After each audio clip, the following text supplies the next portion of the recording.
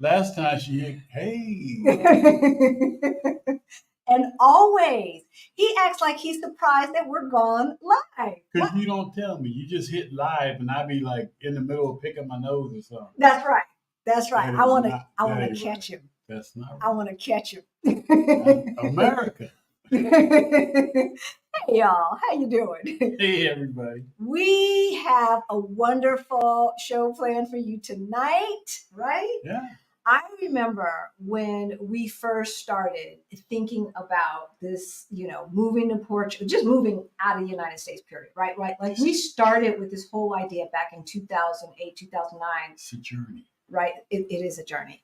When we came back from South Africa, right? And we're like, we can live We there. can do this. Right? We started looking at real estate because isn't that what Americans do? They think they're supposed to buy something wherever they go. No. If you know anything about money and how money works, that's not the way to go about it. But we didn't know any better back in those days. We just wanted one of them and one of them. Right? We were like, the dollar equals what compared to the rand? Oh, we can do this thing. But can we finance it? Right. But then when we added up the money, it was just as expensive. The houses that we were looking at were just as expensive, if not more expensive than they were in the States. Champagne taste on a water budget. Water budget. Absolutely. But one of the things that we realized as we were looking at Spain, yes, because y'all know I was taking Spanish, and then you were in your man cave looking at Portugal, is that there were not a whole lot of people who look like us, right? On YouTube. Or no. And I knew of Portugal from the map. Yeah, from geography and stuff like that in school, but I didn't know about Portugal. Right. So looking at Spain, I was like, I wonder if this country next to Spain is right there. It's the same land mass. Right. What about that? Right. And I put in Black people in Portugal. And guess who came up? Hey, Christina Naman. Of course. Of course. And he kept telling me about this young family. Well, I know. What do I need to see a young family for, right? Finally, I listened to my husband and I watched them, and they are so charming. Yes, I did not. I was not interested in anything they had to say about money. I was only interested in what they had to say about Portugal. And watching all of their videos about Portugal, I was like, okay, so this sounds as interesting as Spain. Mm-hmm. They lived in Spain. They chose Portugal. Why? And so listening to them, we started doing more research. But here's the thing. What it looks like when you are 40, right? Mm-hmm. And you have kids of middle school age or whatever have you. And when you are over 50, looks a little bit different. So I wish we could have seen someone who was closer to our age talk about what it was like moving, of a certain age, et cetera, et cetera. I needed to see some people who look like us. I didn't need to see that to make the decision, but I would have liked to have seen that, right? And so we want to be what we needed 3 years ago. Yeah, you wanted to see, as my mother used to always say, somebody that would be able to move their rusty dusties. Exactly. So we are going to talk about moving to Portugal. We have a special guest. Very special guest. Yes. Who's our special guest today? And she's on her way to Portugal. Yes, she is. Yes, she is. This is her second time being on the channel. Hey, Blaxit Global, not George Global. Blaxit Global. Chrishan Wright. That's right, y'all. She created it, y'all. That's right. She gives y'all all the information you need to move abroad and everything else. Do it. Exactly. Why you want to do it. Exactly. And if you don't want to do it. As a matter of fact, the reason why we were able to move here a little less expensively than we originally thought is because of the Blaxit Global podcast. Mm-hmm. So if you don't know, now you know. Now you know. Now you know. All right, well, let's get started. All right. Oh, introduce yourself. Oh, I should introduce myself. Ladies first. Hi, y'all. My name's Halisi. And I'm Rick. Welcome to our Black Utopia.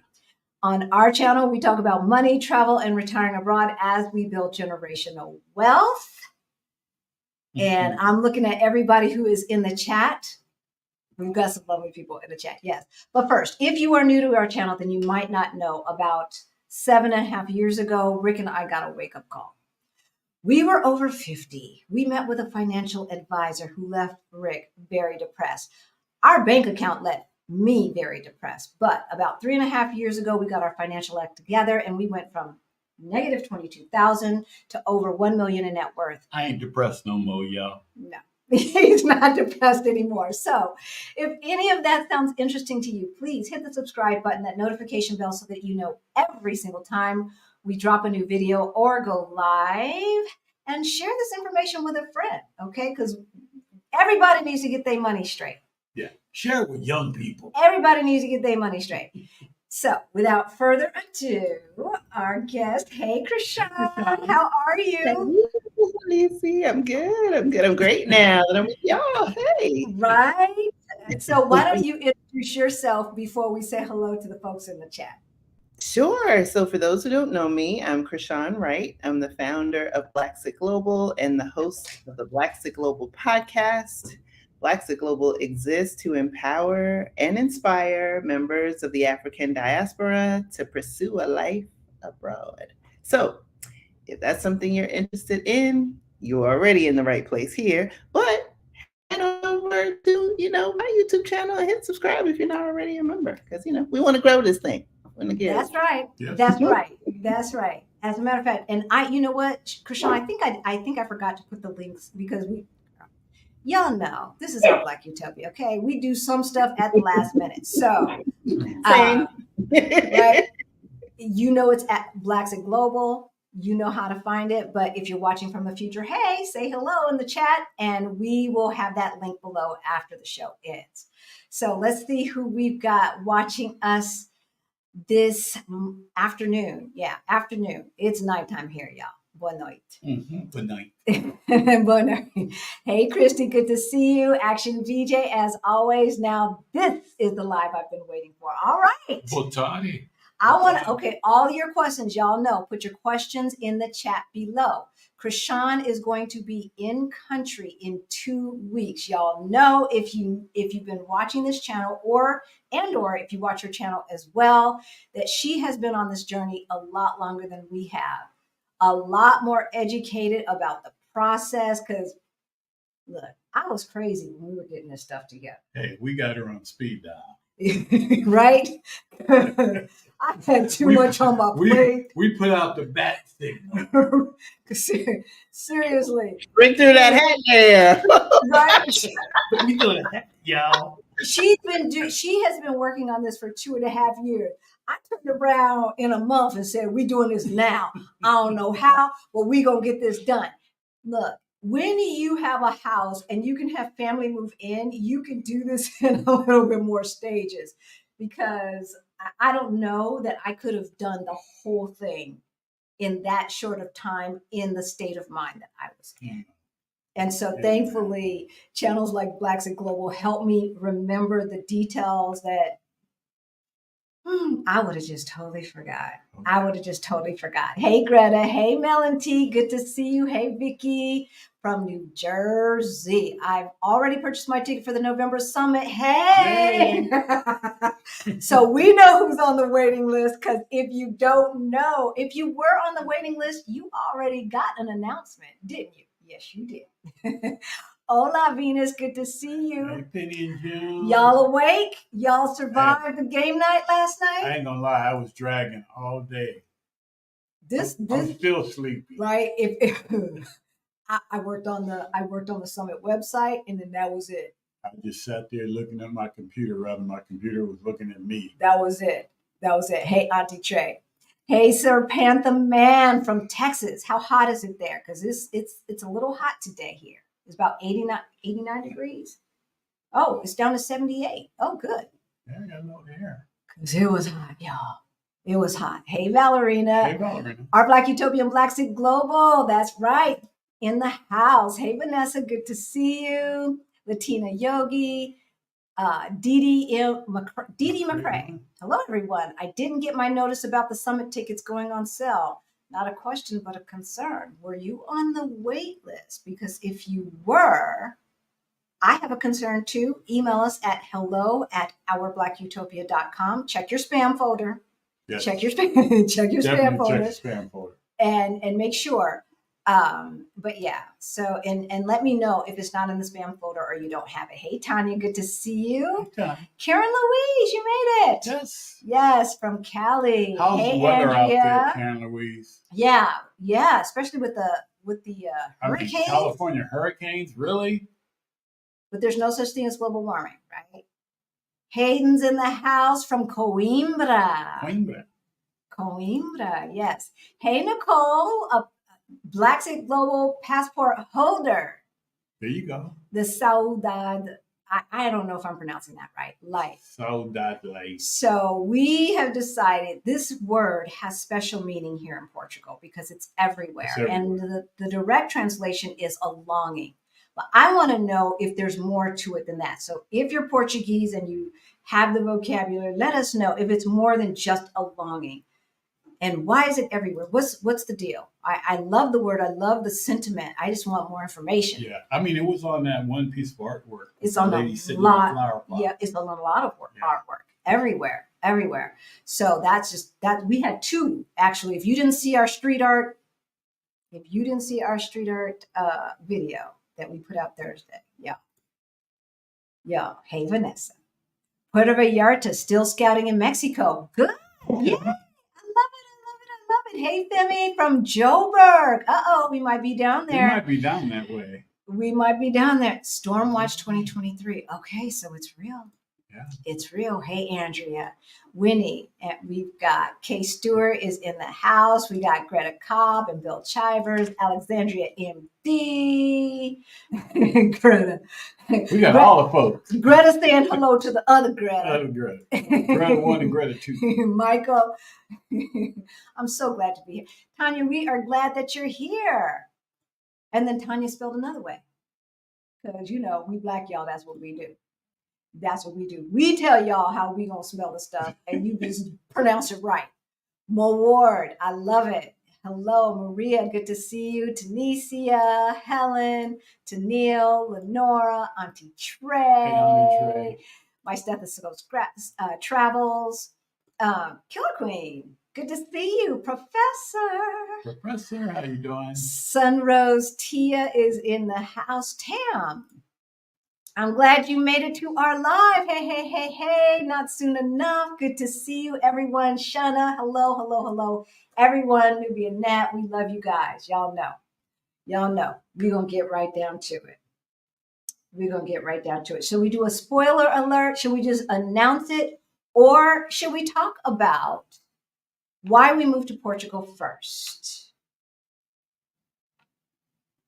She's thinking. No. I mean, Bailey has her own opinion, as you can hear, and I see she's got in the comments already. Y'all already know I'm multitasking, trying to keep the four-legged friend quiet. But okay, so if you don't know, this is our Black Utopia. We do not strive for perfection.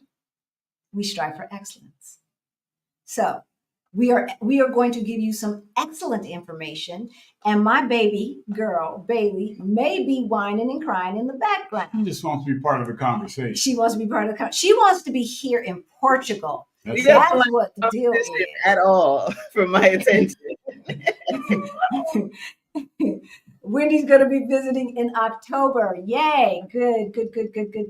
So, all right. I think we should talk a little bit first about moving to Portugal because there's something about Portugal that we haven't been everywhere. We're not the Yarbros, right? We ain't been to 80 countries or whatever, or however many they've been to. But we have traveled a bit around Southern Europe. And it's beautiful, but there's something about Portugal for us. For us, not for everyone. It's not for everyone. It's for us. And I don't know, Saudade. I don't know if that's what it is, but it is a feeling of tranquility for me. It is a feeling of um, acceptance and welcoming, of non-judgment. And maybe because I don't understand the language 100%, I don't know, but that's fine. I will never 100% understand the language ever in this lifetime, but I'll understand enough to know what folks talking about. Well, you can understand people's actions too. You can Thank you, sweetheart. And, Thank you. And actions. Thank you. Like they say, actions speak louder than words. And I ain't seen no craziness. I ain't seen nobody I needed to catch a case from. Exactly. And that's the thing, because we do know that folks who look like us but understand Portuguese have a little bit of a different story. But that's everywhere. That's everywhere. And so if you look at it in comparison for North Americans, and I'm gonna even throw Canada in there a bit because hey, there is a huge difference in how we are treated here, and how we are treated in the country of our birth, that we've given blood, sweat, and tears for, that our parents gave blood, sweat, and tears for, that our ancestors gave blood, sweat, and tears for, that, the country that we built, that country. So what do you think, Chrishan? What is it? What is the thing about Portugal for you? Ooh, that's a great question. So last year when I went on my exploratory trip, and y'all know, listen to the podcast, New Zealand was and is always my love. And my daughter said, when she goes off to college, which is in a few days, that was going to be too far. And so I had to start looking at other countries. Yeah, right. Woohoo, that nest is almost empty. And so I started on this quest. Fortunately, I had the podcast and conversations with, wonderful guests, which led me to Portugal. So my conversation with our friend Char Winter was the one that set this chain in motion, in addition to Aman and Christina. And when I went with low expectations, primarily because interesting. I did. And honestly, and Bailey knows the whole story, and that's why she wants to chime in. But does she want to be on camera? Does Bailey want to be on camera? I'm trying to pick her up, and every time she darts, so we're just gonna do this until she gets tired. She was great yesterday on yesterday's live. She sat her little butt on the couch, was asleep the whole time. Today, she said, "No, Rick and Halisi, I want to be too famous." So I love it. You don't want to be left out.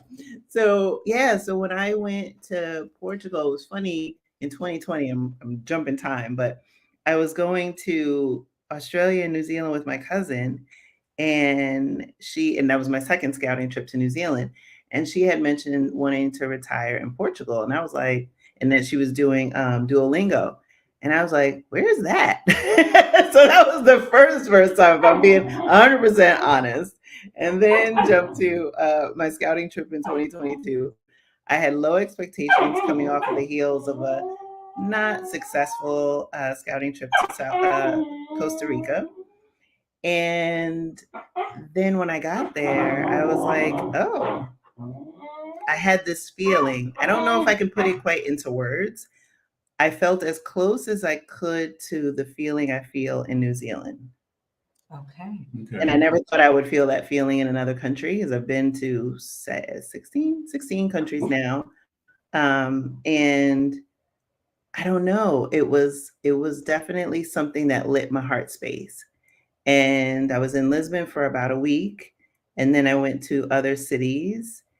And the whole time as I would go to different cities, I went to Porto, Cascais, Belém, Sintra, Nazaré.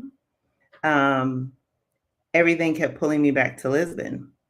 And then when I came back, my last day I spent in Nazaré, I was torn between Nazaré and Lisbon, but I knew that Portugal was going to be my new home.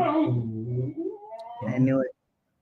So you said that this has come the closest to the feeling that you had in New Zealand. What was it about New Zealand out there in the middle of the ocean? I don't know. It's like I've always wanted to live there since I was a little girl growing up in the Bronx.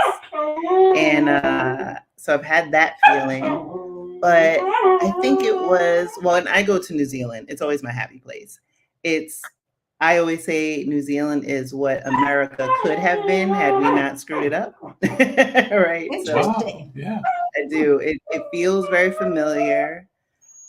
I love how people acknowledge you when you walk down the street. And I love how clean it is. I feel so safe there. The history and the culture, the Maori people are amazing. Just been always greeted with so much kindness extended to me anywhere by strangers. I mean, everything. Interesting. Airbnb guests, everything. It's my happy place. And then just the beautiful landscape. Okay. Yeah. And I love the beauty of Portugal.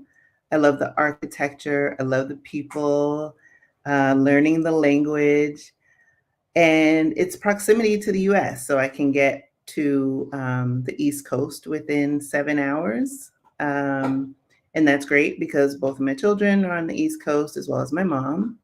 And so I also realized when I was scouting other countries, I did not build like an itinerary like I do when I vacation. I was like, oh, let me just see if I can do my normal routine. And if I can't, that tells me like this may not be the place. Right. And I didn't have challenges doing my routine. And which happened in another country, I didn't get bored. And in this phase of life where I have an empty nest, I have freedom of time, I have freedom of location for the most part. And I have a now four-legged companion who was not in the original plan. I am excited because, she's going to get a pet passport. Wow. We're going to be all up in there. I love it. I love it. And we've gotten a lot of questions about traveling. How do getting a pet passport? Just how do you get your pet legally into the country? And so I am looking through the chat for questions. But Rick, why Portugal for you? Well, of course, the landscape. I mean, it's just a beautiful place. And I never felt uncomfortable. I never felt like I was lost or I was searching for different things. It was just, everything just came about. Meeting the tribe, meeting the people, even the Portuguese people that we've befriended and came, and hung out and visited different places. It just all came natural. Everything just flowed. Yeah. Everything just flowed. Yeah. So, Yeah. not worrying about every time I saw a cop, the hair on the back of my neck. Yeah, but that could Crazy. be in a lot of It, different it countries. can be in a lot of different countries, but I ain't in a lot of different countries. I'm in Portugal. I didn't feel that way in South Africa. I was kind of nervous about South Africa. But it's South Africa. I mean, like, okay, so if you're watching from the future, because no one in the chat is going to talk about the fact that Portugal was the creator of the Atlantic slave trade. Yeah. And a lot of other European countries participated. But South Africa took it to a whole new level. Because they went to our house and said, oh, we're going to slave you in your house. That's like that's gangster. That is gangster right there. And it's recent, right? It's within our lifetime. It's within our adult lifetime. So I'm not saying that the cops there now aren't good cops. We don't know. We don't know. The only thing that we know is what our friends and family tell us. But the thing about it is that they are still dealing with the psychological trauma of that as residents of citizens of South Africa, right? And then when we were there, that was 12 years ago. So it was even closer to apartheid, right? than now, 10, 12 years later. So I can, we probably will be going back in February with Exodus Summit, but yeah, there's no surprise that you didn't feel as safe there. I mean, I look forward to going back. Yeah, really we do. felt safe as far as the citizens go. Right. That was not a thing. But as far as the cops, it's South Africa, y'all. Come on. So Not Soon Enough is asking about VFS appointments and stuff like that. I'll go ahead and put it up. What do you know about getting a VFS appointment? I tried to schedule an appointment online last week. It kept saying there's not available in Washington. I called and was told try again in 2 or 3 weeks. Yeah. What? So this was not the case for Washington, D.C. a year ago, but I've heard rumor that all of them now are releasing new appointments every month. So where are we? August, September 1st, 8 a.m., 7 a.m., whatever, go online and check. And then you should see appointments available. That has been our experience. Let us know if that is not the case, because then we've got new information. Things are changing all the time, y'all. Mm-hmm. If you're talking about, we thinking about you moving to Portugal in 2028.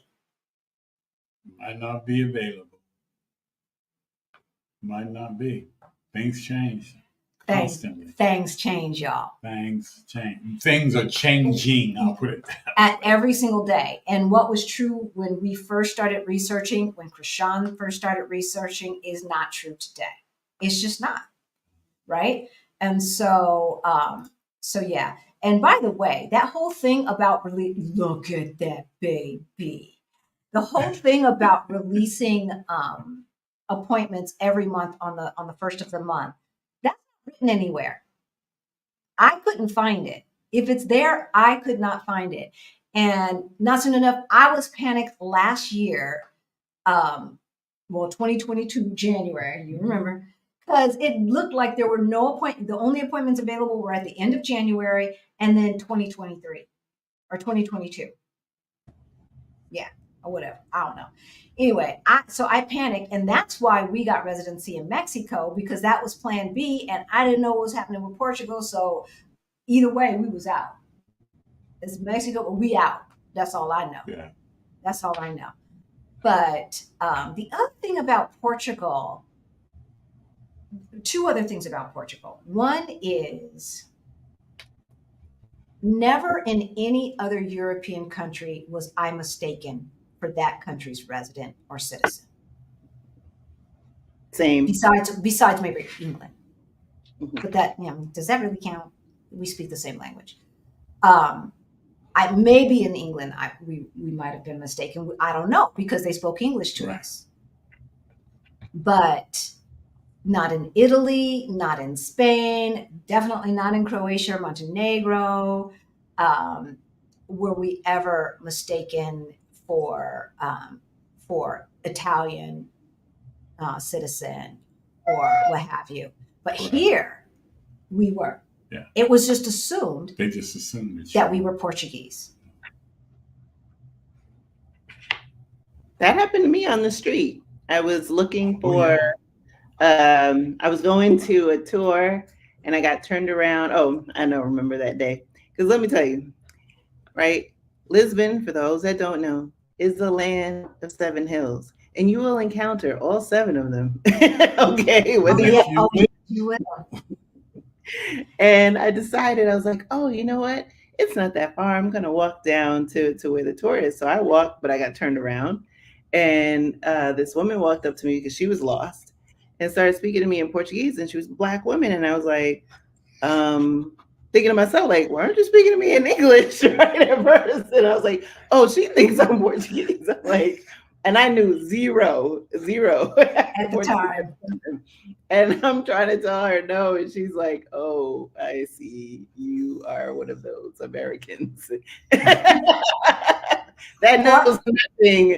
And I was like, oh man, busted.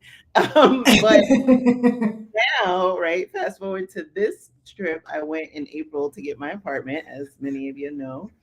And now with a year, of language lessons under my belt. I was using my Portuguese all the time. And at the airport, right before I was leaving, and I was checking in, and the guy checking me, and he said, I was talking in Portuguese for a while, and then I get to a point, and then I can't. And he's like, "You're American?" And I said, "Yeah." He's like, "Oh, your Portuguese is so good." I'm like, Wow. "Yeah." Okay, that accent must be jumping up. Well, I mean, look, I've been moving and bopping around since I left my apartment about a month ago now. So I have not gotten back. And so now, in these last few days, I'm getting back on the bus in terms of, my routine, because I want that to be part of my routine once I'm in country, right? I want to have my morning routine with my little girl right here, and then also carving out time to do some language. But if you can give yourself the gift of grace, right? Because you're not Yes. expected to know a whole new language overnight. But also, I think, and I don't want to digress, is when you get to a certain point in life, especially adults feel into taking on something new, learning a new language. I think that's a gift that also, not for nothing, can guard against some diseases of the mind, because you're constantly exposing yourself to new information, new challenges, scenery, new things that are beyond the things that you normally encounter. You're not paying attention, at least I don't. When I walk outside every day, I'm not looking like, oh, look how blue the sky is, or, what's the word for this, right? I already know it. But now having to learn what that is in another language, and often also being able to communicate with someone, even if I don't know like the full extent, but basic language. Communicate. Yeah. We ain't talking about perfection. Yeah. Right? Because I'm constantly, in my mind, I'm not a neuroscientist, but, building on that gray matter and extending myself in ways and stretching myself in ways that I know I would not if I were still living my previous life, let's say. Absolutely. And I'm just going to double down on that. And because all you guys know who have been watching, my dad has dementia. And when he was in the really earlier stages, I should say, not really early stages, because had I known, we would have a different conversation right now. Mm. But in the earlier stages, his neurologist did say, does he use Babbel or something like that? Get him one of those apps and have him start relearning the basics of Spanish. Because growing up in Southern California, you always know the basics of Spanish. Mm-hmm. But have him learn some more Spanish, because that exercise of the brain actually staves off senility and dementia. And so that's all I needed to hear. Yep. That's all I needed to hear, because one of the things that I realized, and that it was really, really clear when we went back to the United States, is that folks who retire in their home country basically live the exact same life, but just less of it. Yeah. So maybe they don't go out as much because they don't have as much money. They don't have to work, but maybe they work part-time because either they're bored or they need a little extra cash. So it's the same exact life, just less of it. Mm-hmm. They ain't learning nothing new per se. You know what I mean? Yeah. Yeah. The ones who are doing really, really well, thank you, Peggy. The ones who I see that are doing really, really well are the ones who started a new thing. Yes. So we have an aunt that first she started learning line dancing. Then she started teaching line dancing. And now she is the line dancing queen of San Diego. She does competitions. She does competitions. Yeah. What? Get out of here. Oh, yeah. My auntie got cancer, kicked cancer's behind. Wow. God Cancer bless. went screaming away, and she's back to dancing. She's doing her thing. She is doing her thing. Okay. Love it. So the people who I know that's like, I want to be like them when I grow up, those are the people who decided to do something new.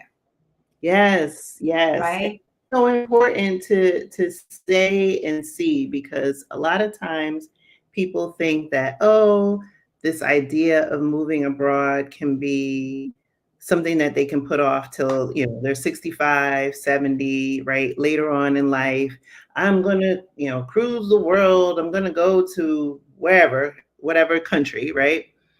But I started realizing, especially this last leg of the journey this past year, it's like I had to think about family members, especially, right? People that are closest in that later stage, right? 70s, 80s. They may have the money, they may have the time, they don't have the mobility. Right. And sometimes that M could also be a lack of mental capacity for whatever reason. Right. So no one has a crystal ball and knowing what their future self is or what the future holds, right? Nobody here has that. But for me, when people ask me like, oh, about New Zealand or, Dubai or Australia or some of the places I've been that are further out, right? 29-hour flights.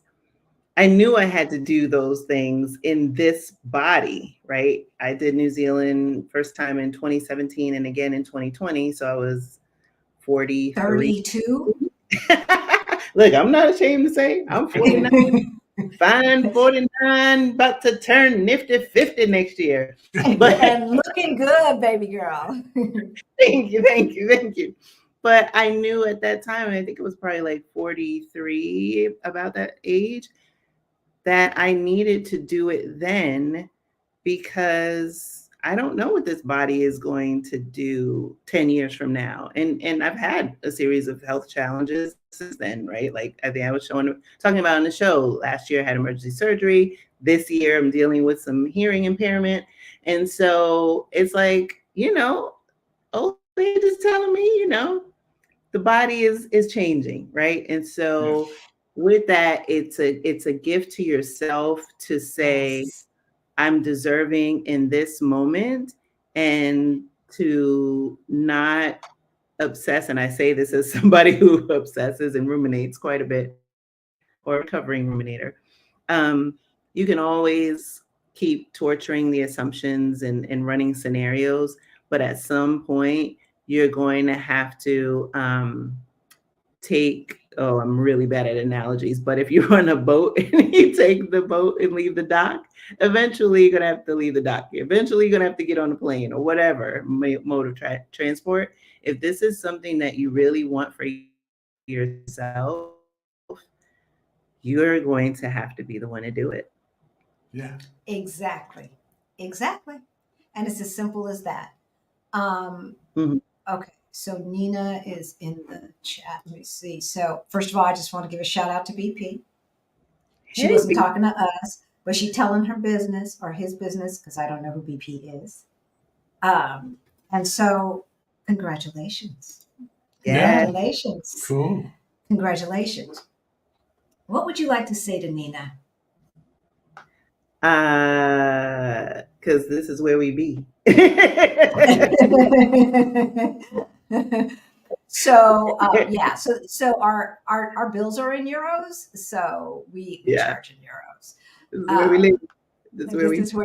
This is where we live. So please hit the like button. And then we have Stethoscope Travels. I was going to ask where the real estate bargains are, but Halisi already called out Americans wanting to buy stuff. So look, you have to run the numbers. And we're going to talk about this. So I'm going to go ahead and make the announcement because people all up in the chat, they know. Especially the ones. What? Some people have the link and some people don't, right? If you were on the list, you already know. Then you know, right? But we are definitely going to talk about this. We're going to talk about the money because if your money is not straight, don't be coming over here. If your money is not straight, I don't want that for you.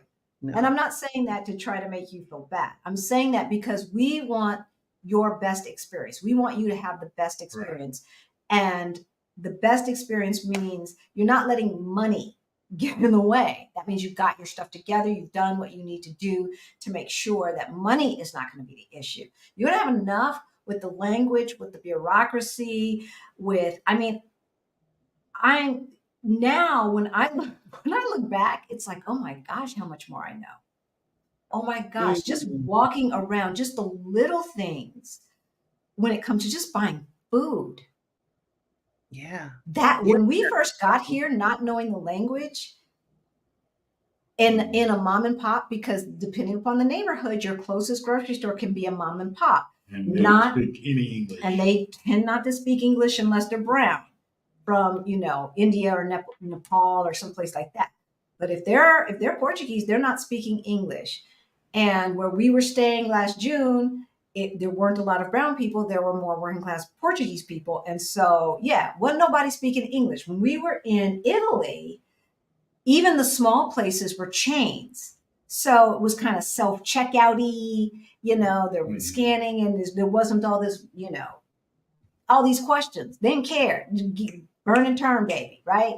And so when we were traveling before, that was never an issue because for the most part, we were shopping at chains. A chain grocery store. So, yeah.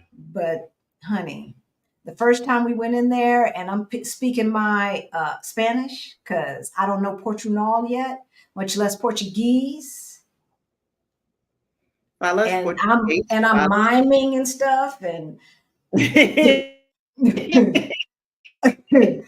look, it was like English, right?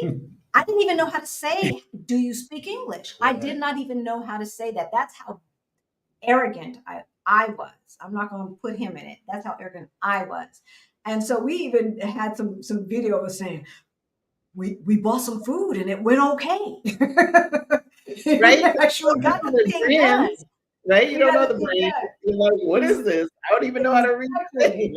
Exactly. So I think all of that to say, if I don't even know how to buy groceries properly, don't come here and try to spend money on some real estate.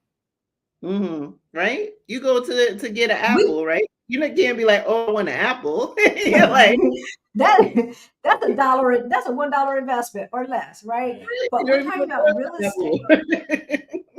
Whether it is whether you're paying cash or you're financing, how do you know if you're getting a good deal? Yeah. And the notion that the way real estate agents work in the United States is the same way they work everywhere else. They don't. Is a notion. It is not fact. They don't. It is your belief, your thoughts, your conjectures, but it is not fact. And I'm going to tell you, baby, they do not work the same. No. There's no such thing as a buyer's agent here. I ain't seen it. No multi-listings. I haven't seen it. There's no MLS. I mean, there's just on and on and on, right? Yeah.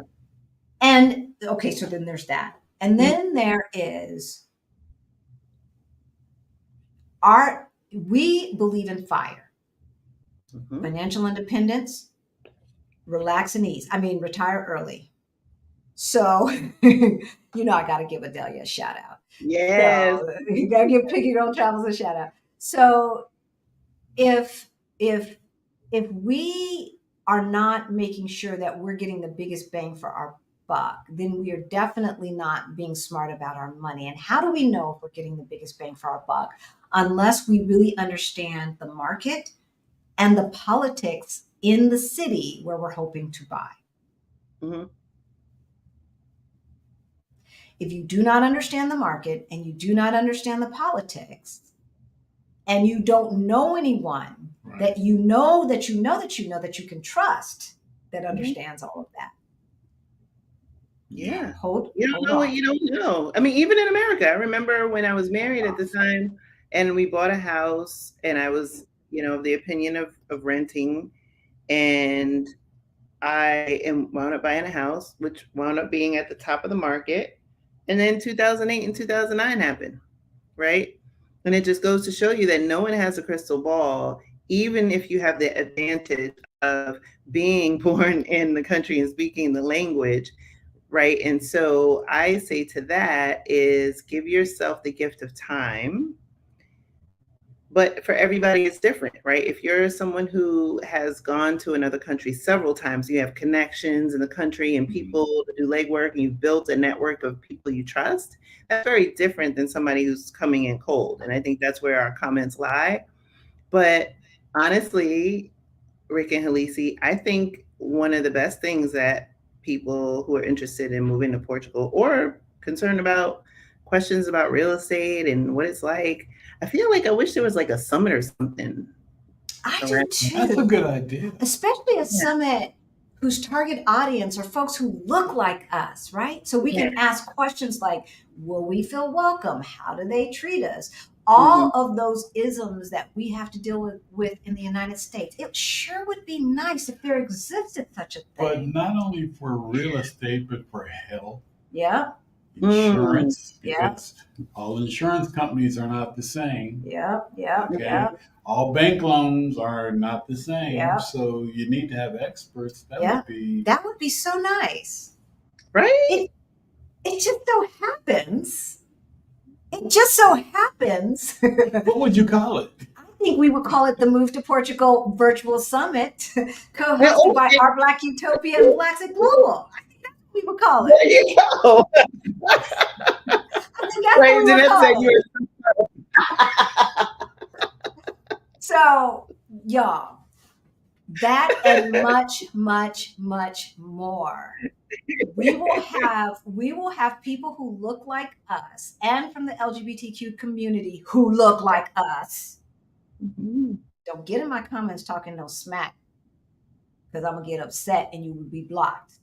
So we have people who look like us, who live all around the country, who are going to be available to give information on what it feels like for people who look like us to live in those cities. People who look like us, whose first language is English.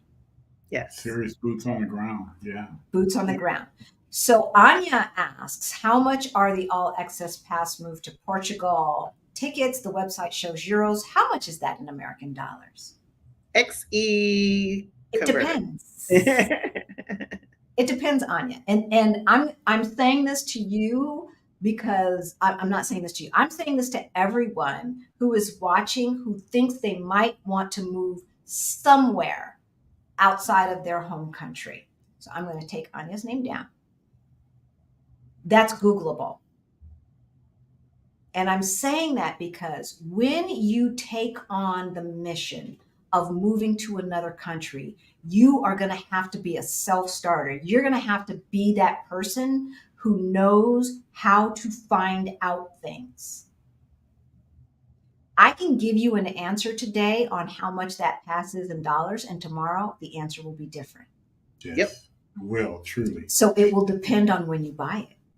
Yep. Because Exchange right. And so here is a good lesson, because when you move abroad and your income, social security, pension, etc., even dividends from the American stock exchange are going to be in dollars. Wherever you're living, your bills are going to be in some other exchange. Our girl Rashida was just talking this morning about her $300. That sounds like something expensive because I came in halfway through the conversation. But what is she buying that costs 300? I don't know, but it's Rashida. And she's saying, Right. There you go. it could just be a scarf. Who knows? But baby girl's got expensive taste. But Yes. whatever cost $300 last year, today in Mexico now costs $700 in American dollars. Mhm. This is Yeah. something that you're going to have to keep in mind. Yeah. When to move money, right? I've been tracking the euro, and To the the other dollar. day it jumped up to 92, and today I don't even pay attention what today's number was, but literally time is of the essence, and also for these tickets, they're early bird prices, so they will change. Yeah, they definitely will change. But I have to say, so as far as watching the money, this is something else that we will talk about at the summit, right? You move money in chunks when the rates are most favorable. That's not like trying to time the market with stock. That's not what we're saying. But we know that there's a range. It's gone as low as 82 cents to €1 and as high as $1.02 to €1 since I've been paying attention. And over 90 cents to the euro, I can't complain too much, right? Like that's 10% less money that we have though. Mm-hmm. So Mm-hmm. keep that in mind, y'all, as you're planning your budget. Don't budget out Yeah. to spend every single penny. Like our rent is €1,300. What is that today? Mm-hmm. That's why we move money over in chunks. Yes. And we charge in euros because I don't want to think about yesterday our rent was $1,400. Tomorrow is $1,500, and then the next time is $1,450. I just move it all over. We pay €1,300 per month. Yeah. So, so that is a roundabout answer to how much the passes cost. Yeah, it's a good lesson and I mean, we wanted to make this summit accessible, right? We have Yes. a bunch of speakers, a lot of experts, and shout out to our summit sponsors. We have Serenity as well as Sandra Gomez Pinto and Associates, right? So some of y'all Yes. who are on our channel, Blaxit Global, who are here already know Sandra. And so really excited to have our summit sponsors as well as our other sponsors. And so we have experts, we have lawyers, immigration lawyers, tax professionals. Yep. We're covering every aspect of the move abroad. In addition, which I love, right? We want to give you the information, but we want to thread the needle. And so just like Rick and Halisi were talking about, we're going to have people who look like us who have done the thing, right? So if we have an attorney that's talking about starting a business, which we do from Lighthouse Consulting, another summit sponsor, and how to start a business in Portugal, we're going to have Black people who have started businesses in Portugal that are Americans talk about it. And so that's what I mean about, you're getting access to people and information that if you had to go individually to any of them, you would pay way more, right? And so this is a deal, especially as an early bird, right? So those of you who are seeing it today and in the near future, this is going to be an investment in you. That's right. It's less than booking an hour of time with us. Oh, yeah. Right? Yep. It's less than that. So thank you, Greta. Yes, we charge in euros because we live in Portugal.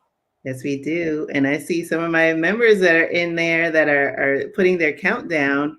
In Blaxit Global Passport, we have, is it 10 or 11 of us in the next 2 weeks, 17-ish days max? Okay. Wow. That are leaving and will be sitting in Portugal. So we had one member this week that moved to Thailand.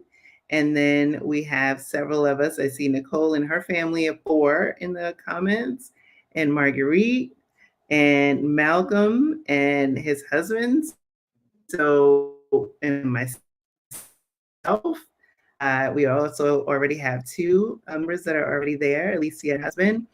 And yeah, I mean, and that's just this early fall crew. We have a late fall crew, and then we have a 2024 and beyond crew. And so, I'm really proud and excited of, the work that I've been on this journey now for several years, but publicly for the past 3 years, helping people. And so I'm excited to share more about Portugal, why I fell in love with it, but also hearing from other people and experts, like I said, who can help us get to the answer. If the question is, can I see myself moving to Portugal? Or I do see myself moving to Portugal, but how? Those questions can be answered by attending the summit.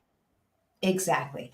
And even for those who are thinking that they might want to go, because the folks that might want to move and it's on their list, but they haven't been here yet. The folks that we're going to have that live here can help with that, can help answer those questions so you can see if it's worth the plane ticket.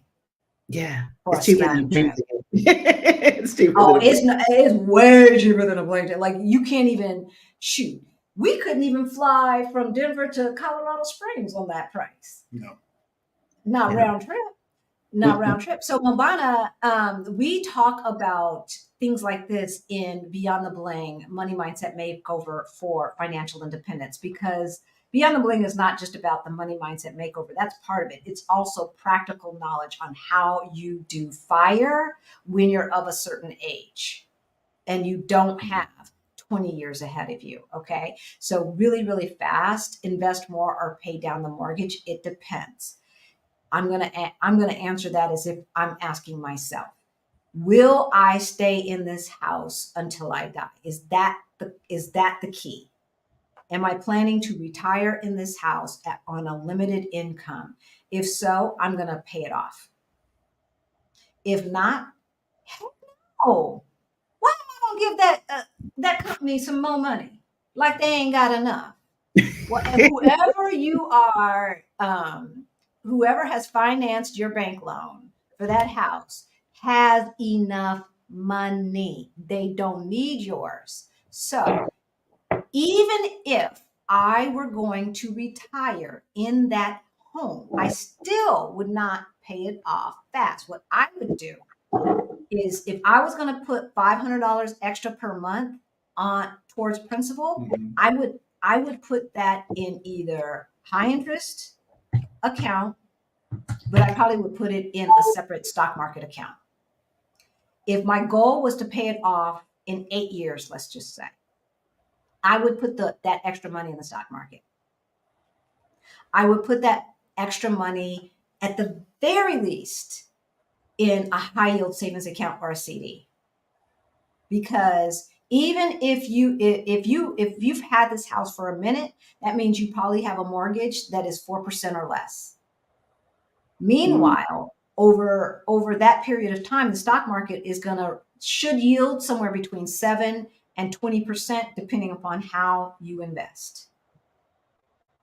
So you can take that money, pay off the mortgage, and still have some money left over, as opposed to giving that company your money when it's only costing you 3.5% interest or 3% interest or 2.5% interest, right? So that's the kind of information you learn in Beyond the Bling. That's the kind of creative thinking that you need to employ to do this thing when you're not Elon Musk. Right? You got to be strategic with the money. Hey, living, loving abroad. Hope to visit Portugal in our travels. We hope that you can make it. I'm looking for questions here. I have gotten confirmation for more speakers, and I am just so excited. But we're going to be rolling those out. We ain't going to tell you who they are. We're not going to tell you who they are. We're going to be rolling them out so you guys know. You know that anything that you do with Chrishan is going to be on point. You know that anything that you do with us is going to be on point. Yes. Y'all know. Y'all know. Yeah. My name is on it. Rick's name is on. We don't play. Like we ain't cajillionaires, so all we got is our word and our name, like grandmama and them used to say. Right? Yes. Do you take multiple scouting trips to Portugal, Lisbon, or did you? We didn't. We didn't. When did you decide? Was it on the first trip, Chrishan, or was it on the 10th trip? Oh, it was the first because when my daughter and I had that conversation, and I appreciated it because we have a great relationship, and I chose to, listen to her concerns. And so this might have been this was around mid 2021 when we had the conversation. So I think the show was in its second season. And so I was like, okay, you know what? She graduates in June of 2023.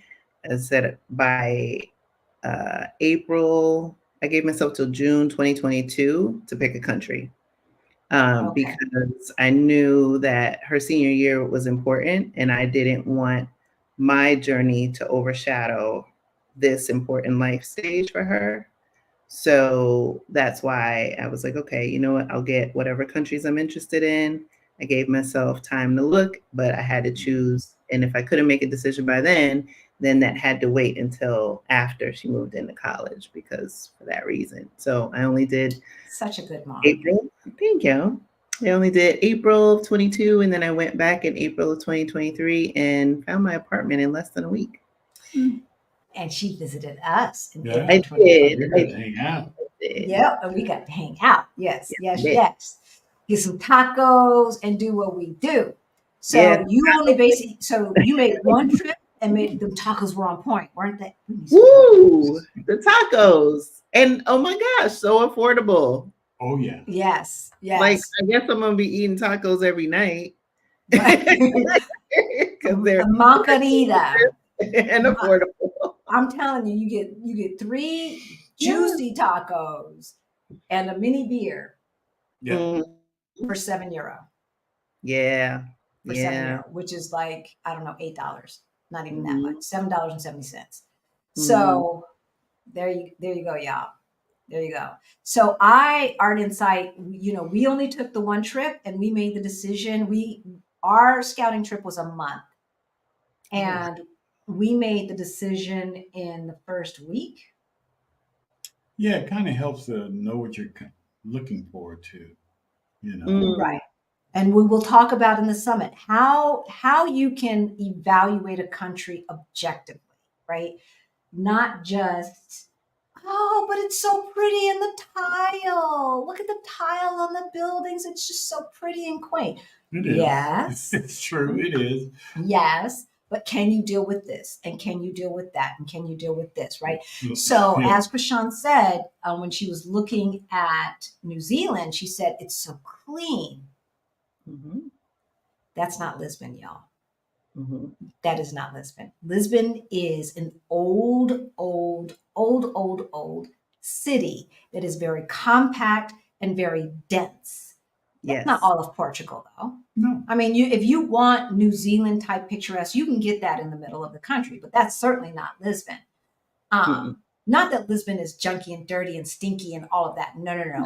See rats. Well, I've never seen a rat. I haven't seen one. No. Or any of that. I'm not saying that, but it's a city. That means people drop gum on the ground and it's still there and it's got a little black spot and all of that stuff on the cobblestones. Traffic. It's, the traffic, but not so much traffic that the sky is not like bluish purple. On trash days, we have, most of the housing in the center city are apartments. That's a lot of people for the trash. Think about that, because a lot of us live in urban suburban sprawl.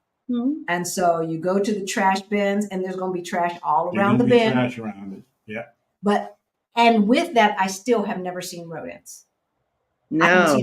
I haven't seen a roach in my apartment with all of this humidity. I haven't seen a baby. I haven't seen anything close to any kind of thing that equals filth. No. I mean, anything like graffiti, but you see that throughout most of Europe. Yep. But nothing that made me like, ooh, I don't want to live here. Right. There are towns, and that's what I love about what we're doing and the Black expat community and content creators is that we're shining a light and sharing our view and our lens, but the lens by which you view the world is going to be completely different. And so it's going to be important for you to take the information, but then once you're inspired, take inspired action. And so that means, feet on the street or hiring someone who can assist. I've had a team that helped me get all the pieces of the puzzle together, largely because I've got my own move, my daughter's move, the 11 people that I shared, right? And putting on a summit, right? So it's important to really be thoughtful about it because it's your life. It's not someone else's life. Right. Our experience is going to be different than your experience. And so you need to take the information and then look for yourself. I had guests on the show. I still have guests that talk about how much they love, Costa Rica. It didn't work for me as a place to live. Would I visit it again? Absolutely. Would I have had a different experience if I were going on vacation versus scouting? Most definitely. Yes. But for someone who has a location independent business, who needs to have strong infrastructure, who needs to get in and out of an airport. It took me 4 hours to leave the airport when I landed in Costa Rica. That's never happened in a country for me. Yeah. And it took me 2 hours to get from the airport a mile and a half down the road, so much so that I had to jump out of the Uber and run in order to get to my Airbnb in time to take my stuff out. Like, those were the frustrations that I encountered. If I had gone solely on, well, you know, I've had 3 guests on the show and whatever I saw for YouTube, that's different. That's one person or a few people's experience based on the criteria that they want, right? Or they and whatever their why is. But your why is different, and that's okay. It doesn't make their decision or your decision good, bad, or indifferent. And definitely as Black people, I know there's like somebody who's going to say something, right? Is like, we have been migrating around this floating rock for centuries, right? So there isn't a country that we haven't and or shouldn't inhabit if that's on your heart. If that's what's calling you, as someone in my comment today shared from the video I went live yesterday, that she's now in Poland and she loves it. And I was like, wow, like, Poland? and and it's right? and I'm getting to a point where I'm no longer, you know, because some people are like, oh, Black people, we're everywhere. Like, We're everywhere. colonize your mind. Like, Yeah. take all that filter off, because when you do those things and you filter, you are centering whiteness, right? We are the global majority. So change the filter. Yeah. Hello. Yeah. And I mean, we've had how many people say, how many people we have say, Black people don't do that. Black people don't live in Korea. It's like, yeah, they do. But we then we interviewed some Black people who live in South Korea. And loving it. And loving it. Absolutely. Interesting, Nubianette, because when you know, we know how humans work. And maybe, I don't want to put it this way, but this is one way to look at the fact that they did go through some very, very hard times. So what did that do to change the psyche? And it's interesting because one of our Portuguese friends who will be speaking at the summit about making Portuguese friends said that we're very we are very humble and we have self-esteem issues. So we just can't imagine why anybody would want to move to our country because we have self-esteem issues. And so maybe it is their recent history because, yes, they became a democracy in 1975 after the 1974 Carnation Revolution. And so knowing the history of a country can sometimes help you understand why the culture is as it is today. And so, yeah, they haven't been as successful colonizers as Spain, which is evident by how many people speak Spanish and how many people speak Portuguese. That's all you need to know, right? How many people speak English on this planet? How many people speak Portuguese? How many people speak Spanish and French? That's how you know who the good colonizers are. And so I say that to say that that thing that did not make them a good colonizer makes them a good friend. Yeah, I look at it and similarly, right, is that as long as man has inhabited the planet Earth, there has been tumult, right? That's right. And the best measure of history is when a group of people can confront it and take active measures towards rectifying. You can't change it because it's already occurred, right? But what you can do is confront it. And we've seen it with different nations, right? What we have not seen is that same level of effort in our home country, which is why many of us who are on this live, right, are in the consideration set or actively planning a move, right? And so we are dealing with, in 2023, what I consider to be the continued optimization of slavery in America.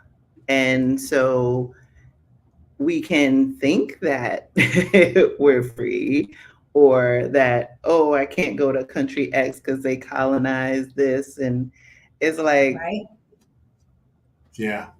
like, did we not just see on the news where 6 police officers in the goon squad went and broke into a home and sexually assaulted 2 Black men? Wait, what? Yeah. Yes. Yeah. Where was this? I think you let me know in the comments. Was it Mississippi? They just got convicted last week. Got convicted. Yeah. They pled guilty because they had text messages, shot one of them in the face. Like this happened in January of 2023. Did we not see? But that's not terrorism. Yeah. That's Right? not terrorism. When there is a group of people that have an organization that happens to be sponsored by the state, that carry guns, and basically can do whatever the bleep bleep they want to do, that's terrorism. Yeah. Especially when your government has announced through reports that they knew that this organization has infiltrated the police department for decades, right? Exactly. And so, Exactly. we can't be myopic and think that, and I don't want to get into like the pain Olympics of which one is worse than the other. Who's worse? Yeah, it's not even that. It's more of when we can't cherry pick things. We have to look at the whole picture. And what I want to encourage people is to do the work, to challenge yourself. Think about what it is that is causing you to go down this path, right? For some people, they can't articulate it. It's a feeling that something is off, something that they are deserving of more. Right. And for others, they're very clear, but there's stages to this. For us, for right now, for this particular, stretch of time, Portugal is it. For me, is Portugal going to be forever? I don't know, right? Yeah. But I know I've given, more than, I've given 100% of my life, right? I've only lived in the United States, right? So I want to see what percentage it is in another country or countries, right? And that's a gift that I'm giving myself. And, you can obsess and wonder about the money. You can obsess and wonder about a myriad of things, but you've survived 100% of your worst days. Yeah. And so we need to reframe the lens, again, the lens by which we view the world, and not default to the worst case scenario and the worst outcome, but liberate yourself into that vibration of the best outcome because you are deserving of that. Thank you. Thank you, thank you, thank you. Absolutely. And that's the thing. That is the reason why. That is the biggest why. Because we have paid our dues. Yeah, we have paid our dues. You have paid your dues. It's time to rest. And you deserve it. Yeah. Don't let anyone tell you anything differently. Don't let your family tell you owe them, you just abandoned us and all of this other stuff. Because the bottom line is I cannot be there for you if I'm not my best me. No, you can't. And I'm not my best me in America. That's why we ain't in America. Right? Nubianette said in Lisbon, people constantly came at me in Portuguese, asking for directions and everything else. Yeah. Us too. And I really do try. Sometimes I get it. Most times I don't. The people of African descent were the most confused. Why wasn't I speaking Portuguese? So we don't get confused as Africans, but I think we do get confused as maybe Cabo Verde or Brazilian or native Portuguese. Too much rape happened in my family for all that. For them to think that I'm African, it is just not. Yeah, they don't think that. I could be Ethiopian. Yeah. Do you know how far you can schedule out appointments? We are still working on our package and trying to time for everything to come together so we can get to Portugal in November. We usually schedule it out for the month ahead of time. So our August appointment was scheduled in July. We knew we were going to get an August appointment and we planned accordingly. And so, like I said, if you're on there on the 1st of the month, then the chances of you not getting an appointment are very slim. Even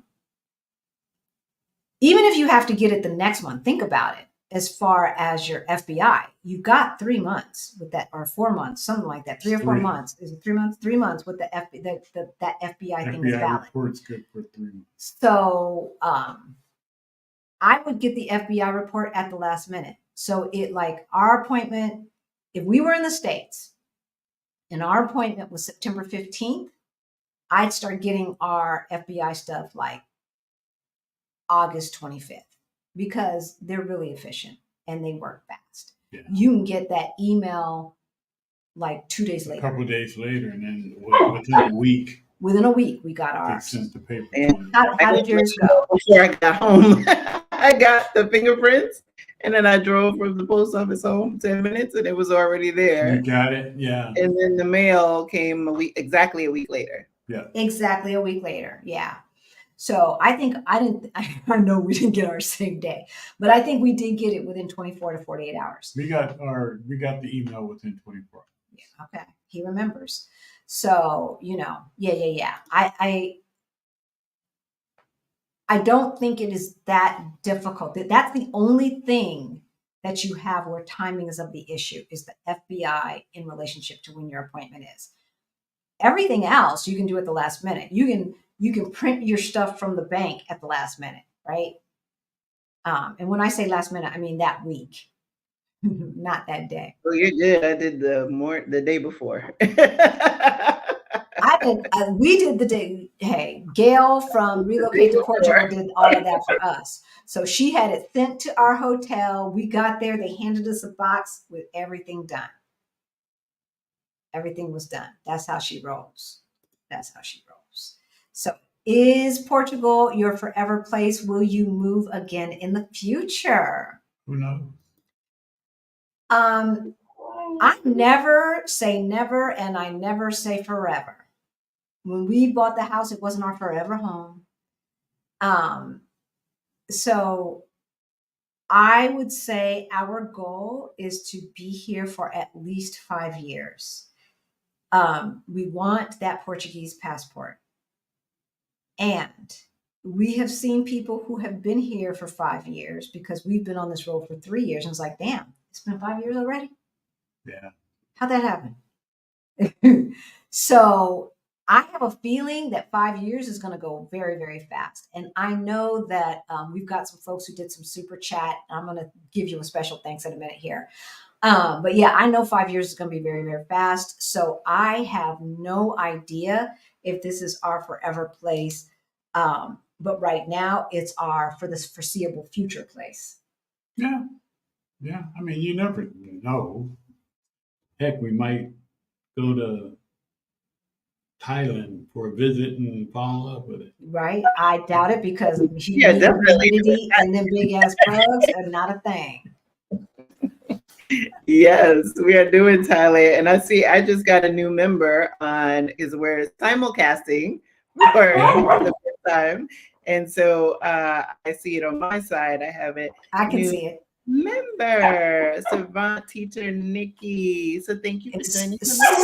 Servant Teacher Nikki is now a member of Blaxit Global, because we are simulcasting on Blaxit Global. And then Living Loving Abroad gave us a shout out. We always encourage folks to have a backup plan. That's right. Countries are constantly changing visa requirements. Yes, and political situations are always fluid. Thank you, Living Loving Abroad. You're absolutely right.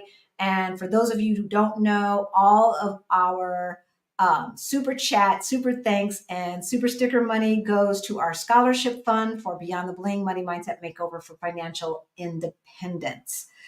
I was thinking about making it scholarships for the summit, and I changed my mind. And I'm going to tell you why. If you do not have your money together to pay for the summit, you might want to go to the summit next year and spend that money on Beyond the Bling so you can get your money straight. Because moving abroad is no joke. It's not like moving from San Diego to LA or even from Nevada to Colorado. It's a whole different ball of wax. And there are a lot more unknowns moving from country to country than from state to state. Okay. And so having your money together is really, really important, which is, and the people who are participating now, I hope, are in a place where they can pull that trigger in the next 12 months to say, let's get this process started. Not, I'm gonna move in 12 months, but let's get this process started, right? These are the people who say, okay, my money's straight, or my money's gonna be straight in the next 3 to 6 months because I got this debt paid off and this, that, and the other. And I just need to get some other things in place, whatever have you, and figure things out. But this is something that I am now capable of doing.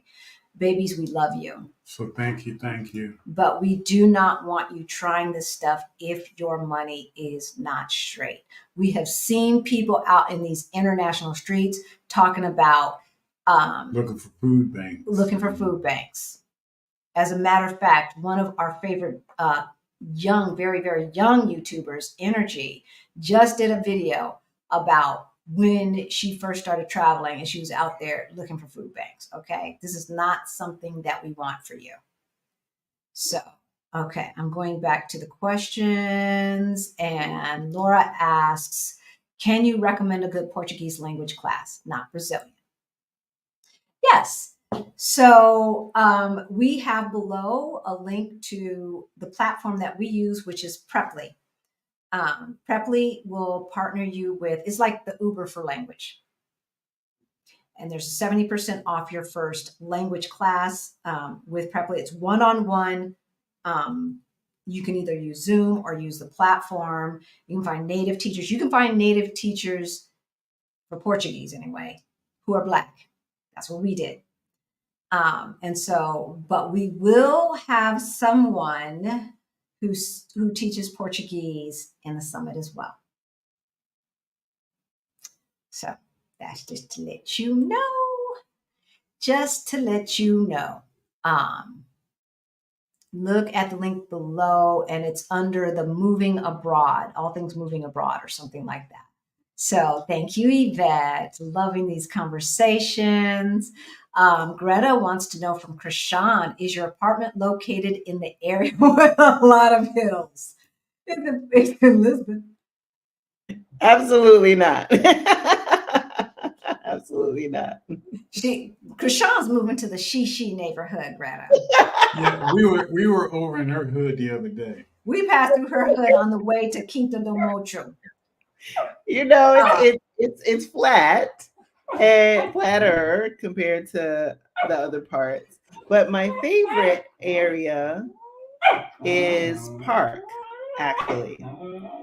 Oh, really? Yeah, because I love the and Bailey acts like she's been there, so don't mind her. But it's up from Marcus Pombal and so Estufaria. I think it's more like a botanical garden, is in that park, and I just love it. I spent the first time I went, I spent hours in there. I didn't even know it was that big. And then the second time when I was there, it's right next to El Corte Inglés. Yep. And I sat there for like an hour in the park. Just isn't it beautiful? Isn't it beautiful? And there's some hills. I was like, "Ooh, let me just sit for 5 minutes." But it was so beautiful. I sat for over an hour and just basked in the sun, and it's just a beautiful, beautiful place. It's very calming for me. So that's my all-time favorite area in the city. And I love it. And so Jeanette says she chose to retire while she could still navigate the cobblestone streets in her desired location. See, that's what I'm talking about. That's what I'm talking about. Karen asks, Chrishan, I have followed your relocation journey and YouTube channel and know at one point your dream was being in New Zealand, but it was too far. But will you still visit in the future? Oh yes. Oh yes. That is still my all-time happy place. So I actually, because I think in one of the episodes of the show, in the earlier episodes, and I was envisioning what this year was going to be. I think the original plan was in 2024. I was going to celebrate. I was going to ring in the new year in Australia and then go to New Zealand. But yeah, I'm already planning a trip. I think it'll be 2025 because I like to go in their summer, which is around the January, February time of year. But I also haven't visited the South Island, so that is where I visited the North Island twice, but I definitely want to visit the South Island. So I think that will be where I go next time. Okay. Well, we might have to go along with you so you can show us New Zealand through your lens, right? Yes. Because I've never really had I have no desire to go to Australia with those big hand-sized spiders. Oh yeah, it was. So does New Zealand have hand-sized spiders as well? No, it's so funny. You know, these countries have rivalries. So when I went to Australia in 2020, the wildfires were going on, and so it limited how much we could move around. And so I remember the Australians, or no, when I was in New Zealand, they would say, "Oh, I don't know what you're going to Australia for. We're nicer, and we don't have things that can kill you." That piece right there. That piece right there. Like between what Stephanie Perry has said about Australia and her time there, what I already know about Australia, and from watching the movie The Rabbit Fence, if you haven't seen it, that's must-see TV for anyone with a conscious mind. You got to get emotionally prepared. I'm gonna put it out there like that. You must be emotionally prepared. It's one of those kinds of movies, based upon a true story. And between all of that, and then you put some killer spiders and kangaroos and all that kind of stuff. Kangaroos look so cute, but they'll kill you. Like in koala bears, how do you look cute, but you'll kill me?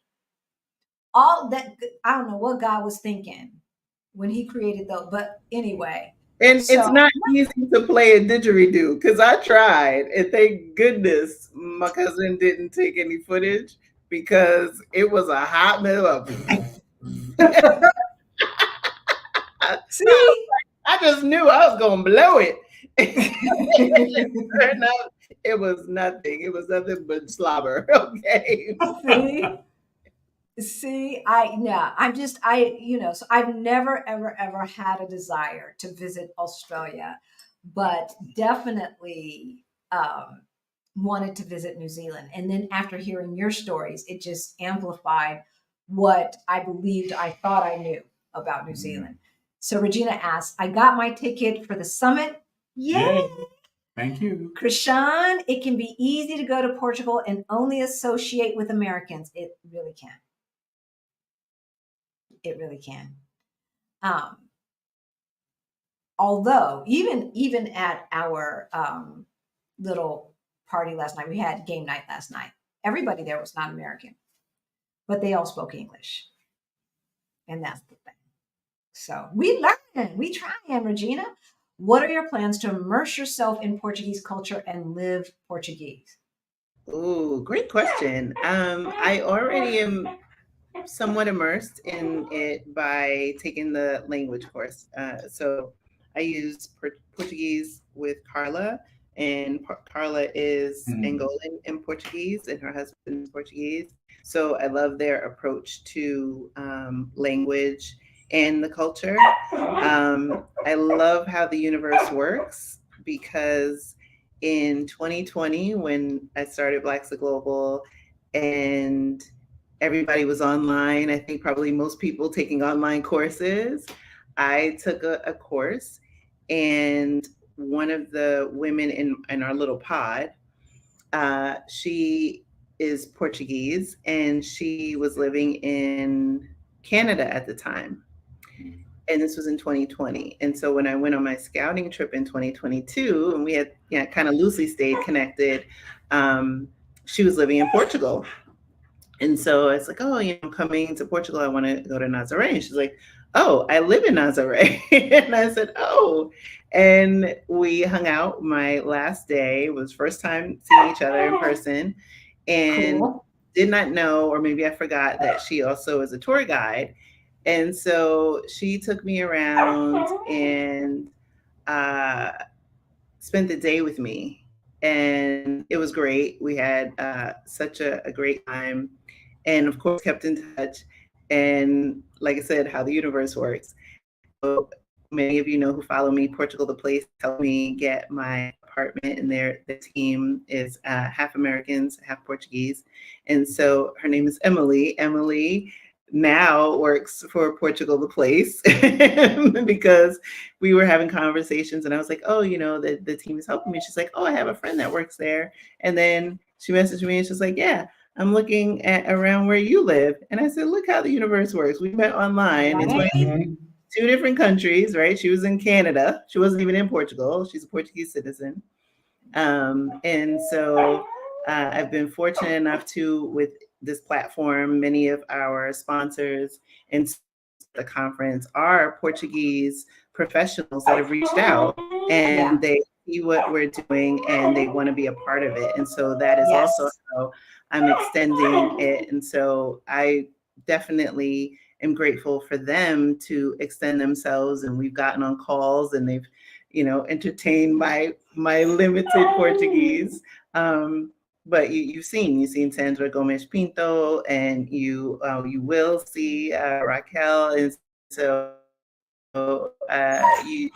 there's definitely a growing expansion of my network that are more in the Portuguese community, because I want to extend myself, right? And it's the people who grew up here in Portugal and who are our age don't tend to speak English. If they're Chrishan's age, a lot of them do speak English. And you're like, ain't y'all? No. Chrishan's 10 years younger. And that 10 years makes a difference. What you learned in school and what you didn't learn in school. And so what we found is that the Portuguese folks who are under 50 tend to speak a little bit, some Portuguese. And so, we do have people that we consider close acquaintances. I use the word friend very sparingly, but close acquaintances that are Portuguese. Mm-hmm. So, hey, from Cabo Verde, and a new name. Is this person in the passport community, or is this new to everything? Do you know this name? Of Avontade? No. TV? Okay. Welcome from Cabo Verde. We definitely want to visit there. And I know a lot of Portuguese people spend winters and stuff in Cabo Verde. And they speak Portuguese there, but then they speak a Creole type of Portuguese there as well. Because I'm not confused enough. So I need to go there and get more confused. I wanted the beautiful people, and the island looks beautiful as well. Lucy and Rick, what about the new apartments being built near the new Formula racetrack? I don't know if the location is located in the Algarve. Yeah, I'm not sure about that, Anya. And if it's in the Algarve, that's I'm assuming that's what you meant to spell. That's pretty far from us. Relatively speaking. So about 4 hours on the train it takes to get to the Algarve from Lisbon, something like that. So I have no idea. But yeah, so we will definitely have someone at the summit who lives in the Algarve. We already have a couple who have been confirmed who also own property in the Algarve and has gone through that whole process. So either the people who live there or the people who own there, both of those will be good resources for you to find out what the 411 about the Algarve and housing. I've heard that it can be less expensive there. I know it's less expensive to buy in the Algarve than it is here. And it might be less expensive to rent. Which, okay, somebody had said something about Spain that I missed. And darn it, I'm not going to go back and try to look for it. So Madrid was, while busy, was not noisy when we stayed in the city, despite there being a festival. It was noisy. Where we were staying, Michael? Oh, we were in a. We were in the heart of the tourist area. Yeah, party central. Yeah, it was noisy. These folks, it was like, what, 4 or 5 o'clock in the morning? Oh, yeah. But of course, that's Portugal too. But we Yeah, have. so that's what I love about it. It's like it's alive. Yes. And now, and that was so foreign to me, even though I grew up in New York City, right? And city that never sleeps. But now, and I really didn't think I was going to fall in love with Lisbon, especially being a city girl that has lived in the suburbs for a good 20 years of my life.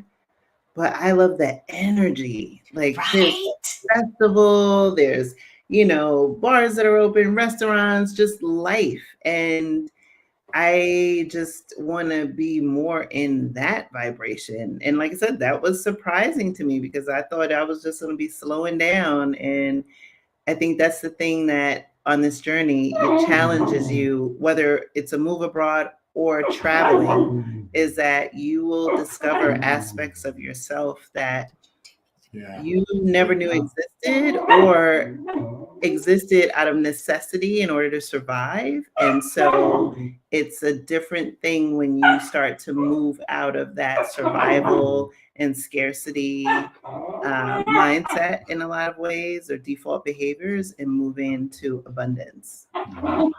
Absolutely. Because y'all, when you have free time, when you are able to travel, I thought I was a hangout at the beach girl. That's what I thought I was. He hates the sand. And I mean, who likes sand between their toes? I mean, I like the beach. Yeah, it's just nobody loves sand between their toes. Nobody likes the after the beach, right? Where you have to wash off all the sand and all that stuff. Nobody likes that. But I really thought I was a hangout. I'm a Southern California girl. I grew up at the beach. I thought my dream life was being at the beach with my Mai Tais or my iced tea, whatever, hanging out, chilling at the beach. Then in 2018, we spent a month traveling around Europe. And I realized in Madrid, I am a city girl. I was born and raised in Los Angeles, California. Yes, there is a beach, but it is a kind of a city. It's kind of a city. It's kind of a sprawling city. East Coast people don't consider it a city. West Coast people consider it a city. So I'm a city girl. And moreover, the difference between Western cities and here is that most people are on the streets. I live in a place where parents feel comfortable enough to take their toddlers to the park across the street from us at 10:30 at night, 10, 11 at night. 12 o'clock. Literally, a daddy was swinging his baby on the swing at midnight. We could probably go in the living room right now and people are in the park. That's how safe it is in Lisbon, Portugal, in the heart of the city, in a neighborhood that is labeled one of the most diverse neighborhoods in Lisbon. And diverse is code word for people of color, right? So we live in one of the most diverse neighborhoods in Lisbon proper. At the top of the hill. At the damn top of the hill. And parents feel so safe that they have their babies, not 10-year-olds, babies in the park at 10, 11, 12 o'clock at night.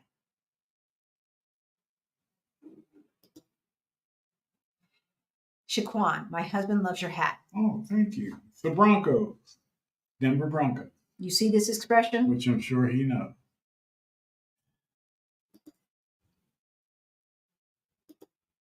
Loved what you said about the positive effects on the brain and the mind, right?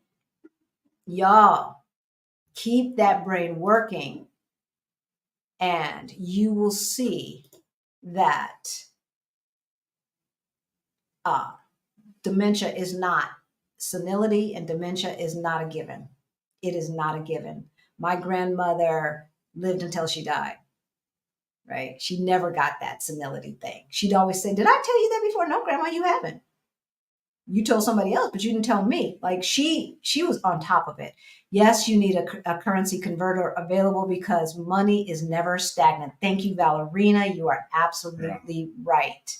And like Rashawn said, we are constantly checking that rate to try and move chunks of money over when it is most advantageous. Elamin says, is it only about moving to Portugal or moving from the States to somewhere overseas? The Move to Portugal Summit is really about moving to Portugal. If you're a Black woman, y'all know where to go. Black men who just want to move. This is really Portugal specific. I'm not going to have you spend money if Portugal is not the place. If you believe that you might want to move to Spain or something like that, you book a call with us. We can talk about moving abroad in general and what you should be looking for. Okay. And if I know about any other summits, about any other places, we'll let you know. Y'all know Exodus Summit is on sale right now. Exodus Summit is for Black women who want to move abroad or take a sabbatical. And when we say sabbatical, we don't mean no 2-week vacation like Americans do, right? That's not what we're talking about. Passport. And we have our men's group inside of there. And you can check us out too. Yep. Yeah. Yep. Okay. So okay, that's right. So Blaxit Global's passport, that whole community is about supporting, teaching, coaching folks for this journey. Yes, because we have some members in Blaxit Global Passport that are men, and they're in the comments. I've seen the coding nurse earlier and Malcolm. And so the brothers can tell you it's safe inside. We're friendly. We have our men's group that's facilitated by Ramses, who was a guest in season 3. He leads that for me. And it's a great way that if you haven't decided what country you're interested in, or you have, or you need coaching, we have a lot of support, a lot of workshops in there. So it was important for me to make sure that the community was one where everyone felt safe and recognized and seen. So irrespective of gender or gender identity, come on in, test us out. Can you put the link in our private chat and I will put it in the main chat? Yep. So Lisa, I will be participating in the summit. Is it online only or will it happen in person? It is online only. So no matter where you are in the world, you can participate in the Move to Portugal Virtual Summit hosted by Blaxit Global and our Black Utopia. And so our event sponsors at this point are Serenity Cares. I got their pin on because they gave it to us. Thank you, Serenity. As well as Sandra Gomez Pinto. So when you see the link in the chat to the website, you'll see all of that information and those two wonderful companies. Those companies stepped up to say this community is worth investing in. Yes. Yes, they did. Those two companies stepped up at the highest level to say our community is worth investing in. And yes, I would like to help these people find their dream life in Portugal. I'm going to leave it at that. All right. Because we know everybody's not trying. So I saw somewhere that somebody said, is Portugal majority Black? Yeah, this is Europe. Sweethearts, no. Sweethearts, no. Portugal is not majority Black. And I don't even know what the percentages are, to be perfectly honest. But I do know that there are enough folks who look like us in this country that we blend in.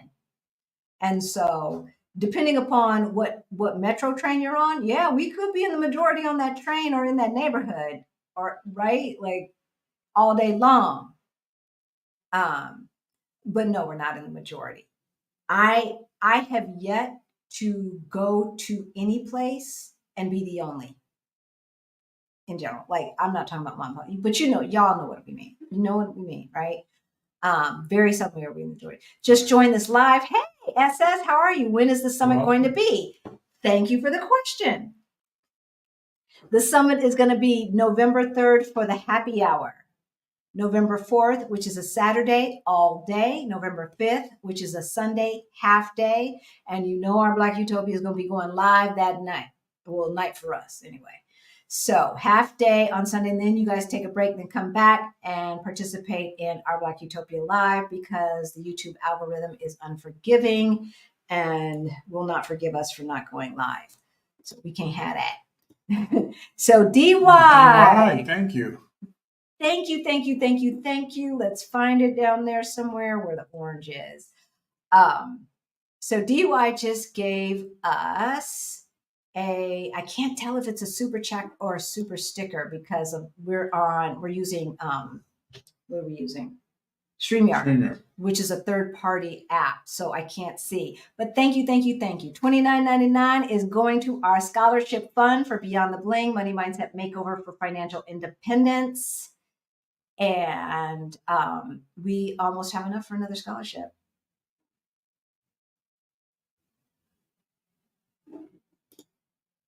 Cool. So DY asked, what is the difference between the general session and the VIP besides the length of the replay? The other major difference is that you will have access to certain experts in a private VIP Zoom, where you can have your camera on, you can ask questions to that person live, just like we're talking right now, but you would be asking the questions verbally with the ability to ask follow-up questions, et cetera, et cetera. So you will have access. There will be a limited amount of people, because there is a Zoom, right? So a limited amount of people will have access to certain experts. And so that is a major thing. And then, of course, replays until the end of the year, so you can refer back. This is going to be especially important for folks who are not moving in the next month or 2 or 3. Right. Right? So thank you. Our community is so good. They are so on point. I just have to say. Y'all show love to each other. You care about each other. You help each other out. And that gives me joy. Okay, so I'm trying to go back to make sure I don't miss anything. Just join the live. When's the summit going to be? Just answered that. Femi says, if you could do it all over again, would you still get Mexican residency first? Sure. Yeah, I would think so. I mean, absolutely. It's right there. It's right there, right? Like, it was easier to go from the United States to Mexico than to come here and then have to go back and do that. Mexico's easy. Everything is getting harder, because I think a lot of Americans are leaving, and especially a lot of us are leaving. So, so everything is getting a little bit more difficult. But in a live that we did like 2 weeks ago or so, I did put in the comments, there are a few consulates, especially in Texas, that are known for being extremely user-friendly. I'm going to put it that way. Mm-hmm. So in Mexico, you can go to any consulate. That's the thing. That's another reason why Mexico is easy. You can go to any consulate. If they don't approve you in Denver, go on over to San Antonio. Yeah. Go over to Vegas, right? Whatever. So so that's the thing. So yeah, we would definitely. What I would have done differently is I would have looked at the list, look at the list of the requirements for Portugal before we left the States. so we could get some stuff done in the States that we ended up having to do from Mexico.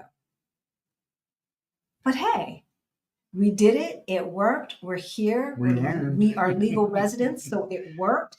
And now we have that crazy behind experience to let you guys know what not to do. Would you recommend selling your USA real estate in order to purchase foreign property outright? That would bring in more cash flow than the USA property. It depends. It depends. Yeah. So for us right now, today, no. I don't know enough about what is going on here to purchase property. And I cannot say that it would bring in more cash flow because it would be paid with cash. But the notion that someone can sell their house in the US and then come to Lisbon, not Portugal, come to Lisbon and buy a flat cash is a notion, ain't a fact. If you own a house in the Bay Area and you've owned it for 10, 15, 20 years, you might be able to do that. Mm-hmm. If you own a house in Denver, 15, 20 years, you might not be able to do that.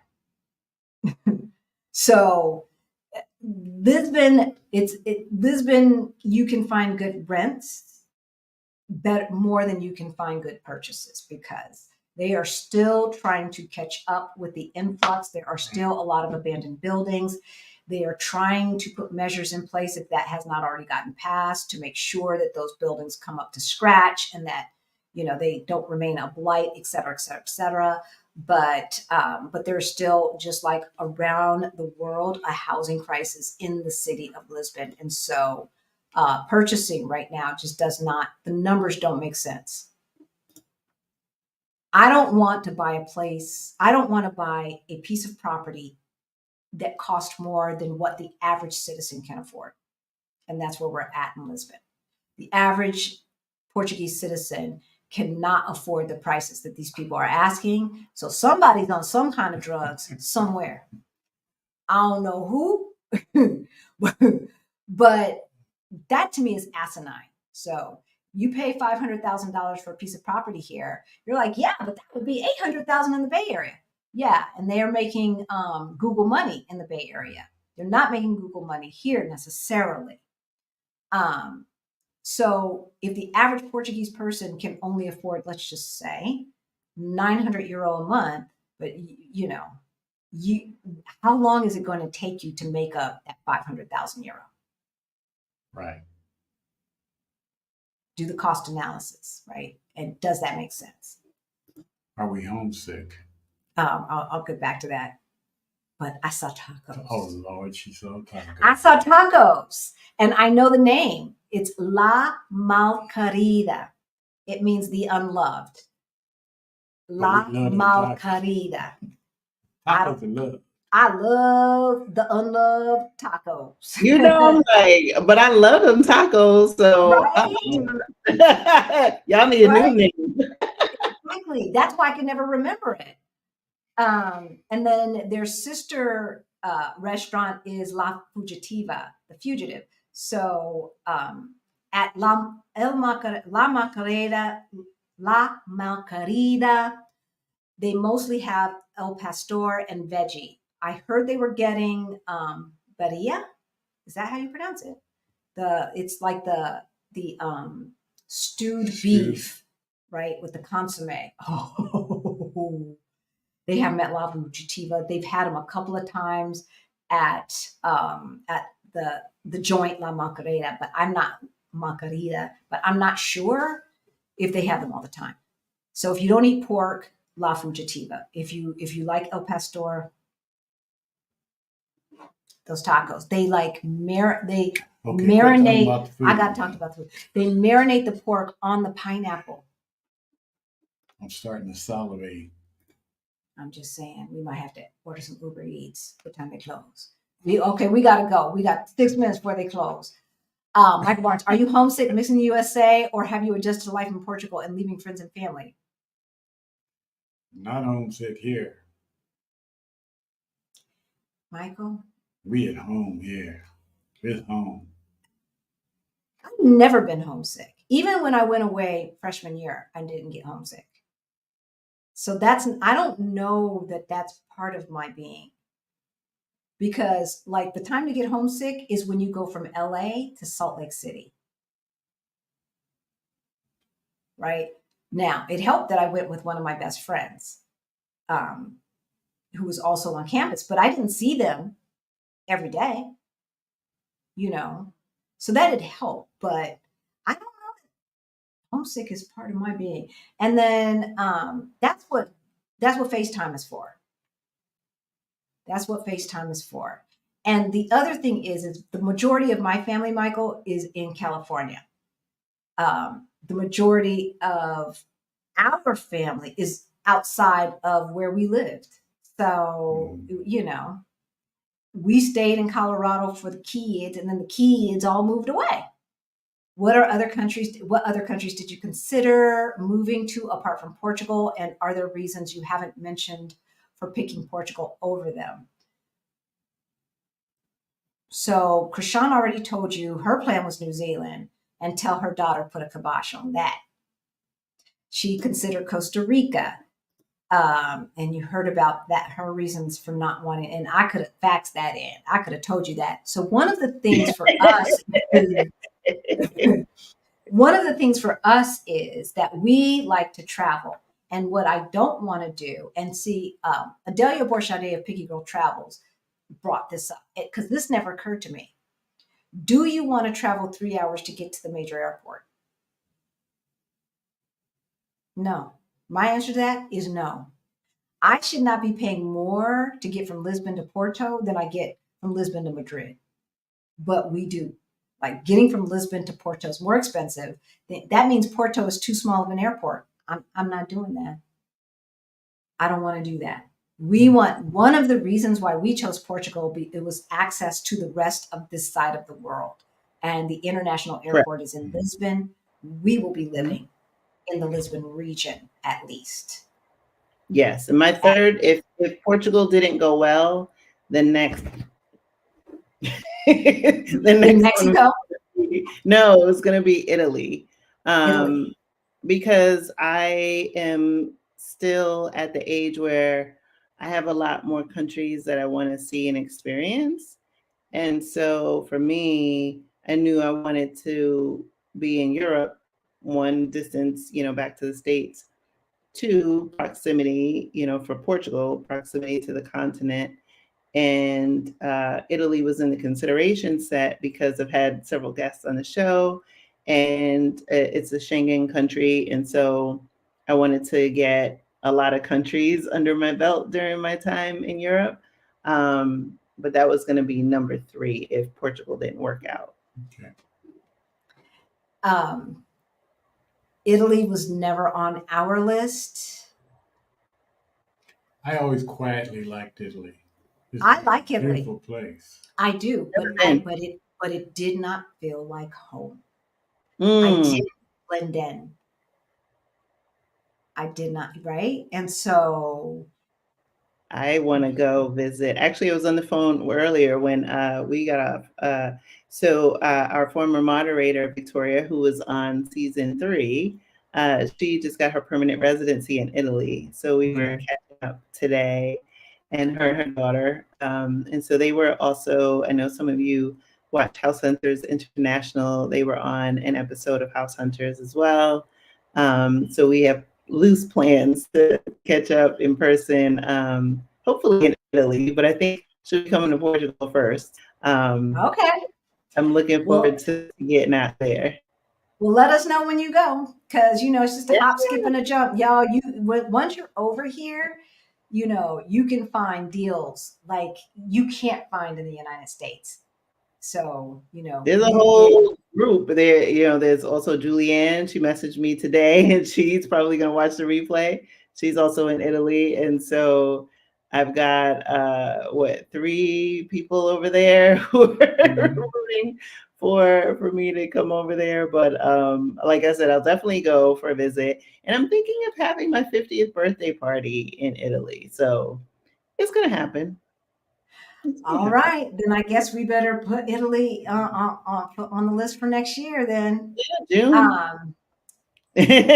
June of 2024. When's your birthday? June 27th. June. Okay.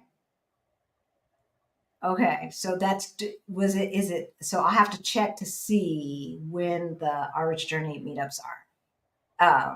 I We might think have to miss. We might have to miss the last ones. I think they're before as well. Yeah, I think that. I think they're before as well. But we're celebrating Yes. Krishan's 50th with Chrishan. Yeah. So we love you. So Alexandra asks, we have heard horror stories of accommodations not being as advertised and very difficult to get with the competitive market. Have you had any issues, or have you had to break a lease? I have heard horror stories as well, but not from people who look like us, because we're not naive. Mhm. No offense, babies. No offense. We love humans. However, some of these stories, it's like, you did what? You signed what? You gave what with no contract? What are we talking about here? Yeah. So, if you get accommodations on Airbnb, I have not heard of anybody paying for an Airbnb and showing up and the place didn't exist. No, only on Idealista have I saw that was some man who got a lot of people's money. I don't know how he got off. Yes, because on Idealista, it's just a list that pulls from other websites and puts it all in one place. What do you call that? Oh, the aggregator. Yeah. Aggregator, like Huffington Post. So, that's Idealista. Whereas Airbnb, there's insurance and all of that. Mm-hmm. And you pay your money through the platform. Mm-hmm. There's insurance with it and all of that. You will get your money back, right? So yeah, no, I have not. And then as far as leases go, we used Rossini. Y'all know that. We will have Rossini is already confirmed for the summit. We also have another house finder that has also been confirmed. So we're going to have two people there who are experts in real estate and the purchase thing, as well as the leasing, okay? As well as an attorney who can talk to some of those things that you might want to look for. So when we got this place, we had an attorney look over the lease to make sure, one, that what it said in Portuguese is what it said in English. Although I used Google Translate because mama didn't raise no fool. So I had already double checked it, but she found some nuances, knowing English better, knowing Portuguese as her native language, and knowing English better than I know Portuguese and better than Google Translate, obviously, and caught those things. Chrishan, you also had somebody look over your lease, right? Yes, Sandra, our sponsor, our summit sponsor. Our summit sponsor, Sandra Gomez Pinto. Yes. GP. Yes. So yeah, and she's great. I listened when she was on Blaxit Global. I listened to the whole thing. Y'all, we've got some powerhouses. Yes. Add one thing to that, Elise. When you're thinking about apartments, and whether it's Airbnb or to live, think about what style you're looking for, because one of the things that I realized on my scouting trip, both times actually, is do you want something more modern, or are you okay with, or you want to have the authentic Portuguese apartment, and that style is different. It's very European. It's a lot of built-in furniture. They're usually pretty spacious, but it may or may not fit your taste. And so I definitely think that it's worth, if you're going on a scouting trip, maybe renting an Airbnb that's traditional Portuguese to see if that style is something that you'd like. And this way, that'll also help you in your consideration set. And it will also dictate the area. So we live in the historic part of the city, but the building that we live in is not as historic as it looks. I think the facade was built to kind of blend in, but it was actually built in the 50s, Really? I love Whereas, that building. yeah, And a little. I thought it was Mhm. much older. So, whereas our friends live in a building that was probably built in the 80s or 90s. Mhm. Now, one of the things that it does have that we're not used to as Americans is there's still doors on every room, Yeah, with locks. right? So the kitchen still has a Locks door. and key. Yeah, with a little skeleton key. Yes, those So, skeleton keys. I'm like, yep, what? just like Taking this, me way y'all. back. Yeah. Just like this. Every door has Every that. door has it. Every Wow. door has it. And so, I think yeah, definitely, definitely, definitely. If you want more modern, there's certain areas you're just not going to be able to live in. Yeah. Yeah. That And now. that also plays a part in affordability, right? So we talked about the cost of living for the average Portuguese person based on what the minimum wage is, right? That also means can mean that the style of what's available is going to be closer to the Portuguese style. And if your tastes are more on, American, you want something modern with all of the appliances, the price point is going to change Yeah. because your tastes are different. So I tell people, don't try and get so fixated on the number. Yes, the number is important, but relative to what's available, you need to see it, because there were apartments that I had one price point in mind, and then when I saw what that translated into, I was like, nope, nope, nope, and nope. Right? And So be honest with yourself. yeah, don't settle. I mean, if you have to, that's. I'd rather have, if I have to have a modern apartment, and that's not me, I've always liked old. Mhm. Now, here's the thing. That doesn't mean you cannot find a modern apartment in an old neighborhood. True. Again, you're going to pay. So if somebody came in, because 90, I'd say even more than 95%, but I'm going to say 90% of the apartments are individually owned. There's no corporate apartments per se. We've heard of one in the whole time that we've been here, one corporate where you go to a rental house, office for the whole place, like in America. But so these are all individual owners, or some small company that owns 2, 3, 4, whatever. There have been apartments where they knock out walls for the Yeah. open concept in these old buildings and do that whole thing. You're probably going to give up a bedroom when they knock down those walls. So there's that. Yes. And then you're going to pay a premium because they need to be paid back for all that work that they did. So there's that. So you can live in an old facade with a modern inside. Yes. Or like in Parque das Nações, you can just live in a modern building, or a more modern building like 80s or 90s, if not 2000, or in the last few years, or like Chrishan's, which is brand new. I like, our friends needed a dryer. I have found I don't mind not having a dryer.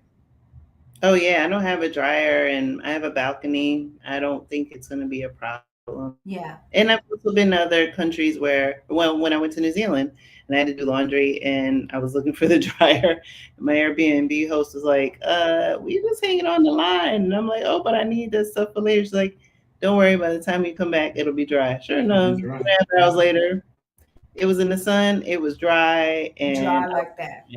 right. And so, and when, like I said, not to digress, but when we think about how we're moving, what I see, especially in the Black expat community, the Black travel community, for the most part, and maybe it's who I follow, is this intentionality, to not just go somewhere and, like I said, buy up a bunch of property and gentrify, right? It's this intentionality around even environmental things. So there are people that, especially in Black Global Passport, who've been talking about, farming communities and tiny homes.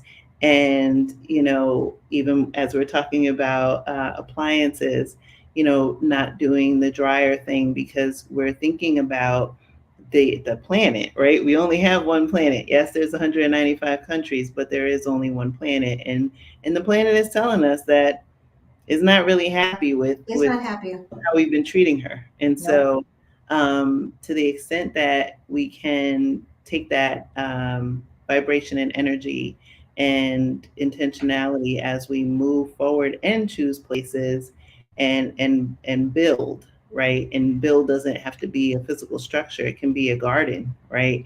Just thinking about ways to be more sustainable. That's something that I enjoyed when I go to New Zealand, especially a Waiheke Island, which is right off of Auckland.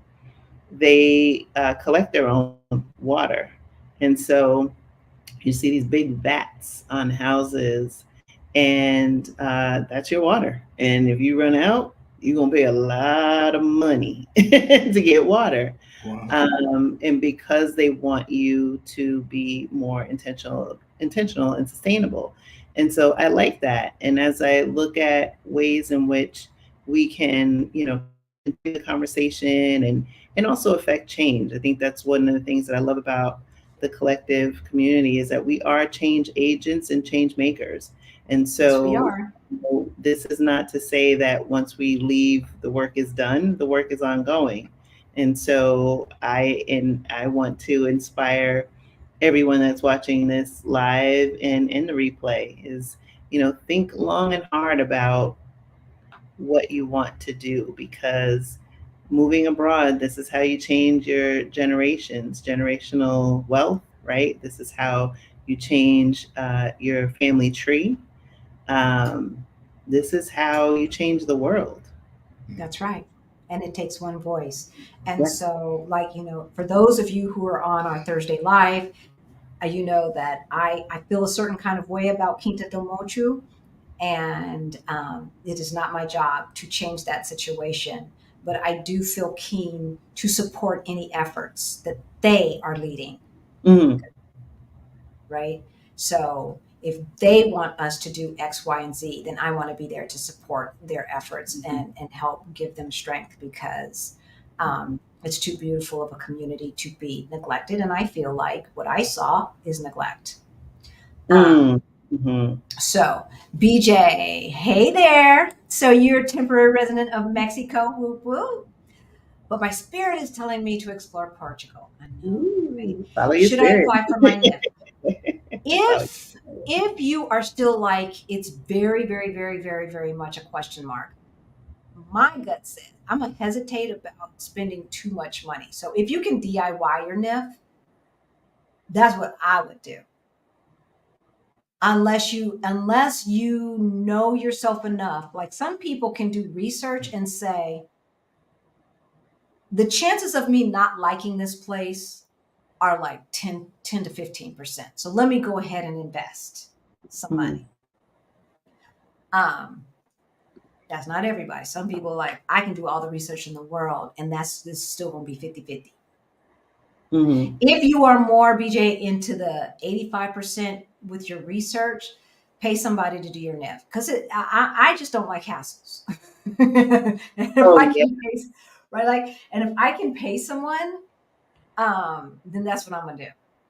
Yes. Oh, That's what I'm Helisa, gonna do. did you drop the link to the summit in the chat?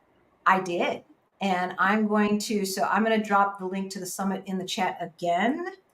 And Yes. then I'm going to drop the link to Blaxit Global as well. For those of you who Portugal is not necessarily the place, but you want to get into a community that's going to help you with your journey, that is the Blaxit Global Passport community. Yes. Yes. And subscribe to our YouTube channel because we want to grow. Subscribe. We want to grow like our Subscribe. friends are Black Utopia. Honey, let me tell you, that was our growth It's is because God. you're consistent, right? And once I'm settled in, I will pick a day. It's Uh, God, girl. and I'll Oh my probably God. ask the community for some feedback. But also too, and I don't know if we want to cover it in this live or we want to do it in a future one about the summit. It'll be helpful for y'all. I mean, we're putting this summit on for you, For right? you. And so, in order for you to get the most out of this event and for us to put on the best event that we can, it's helpful to know So you can drop us a line and let us know not just what topics, but what is it information wise that will resonate with you. Because we have, our own respective journeys, we have our communities, Yes. but it's important for us to kind of get that feedback. We would know we can't please everybody, nor are we trying, but No. it is definitely we would not have the growth that we have and the impact without the community, and so we are aware of that. First of all, XX, thank you for the super chat. Y'all know where it goes. Mm-hmm. This is why we're doing what we do. Yeah. We are on a mission, y'all. We are on a mission, and the United States does not deserve all of your Black brilliance. Take it out of here.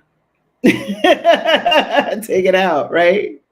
This is some nonsense. Is this a follow-up to the Mississippi Brawl or Alabama Brawl or whatever? No. This was the cops. No, I know. But you know what I'm saying? Yeah. It's like people got they butt whooped, so we would turn around. I'm like, what are we doing? No, Yeah. I know. I'm just saying, it's just Yeah, you can feel it in the air, and definitely I don't know how there was a point where I thought, maybe if I give myself a couple more months, I could save a little bit more money. That's a trap, y'all. Right? If you have that thought, it's okay to have that thought. I've had that thought, right? But it's a trap. And the defining factor for me was knowing that we're coming up on another presidential election. Yeah. And I know I did not have it in me to go through another presidential election.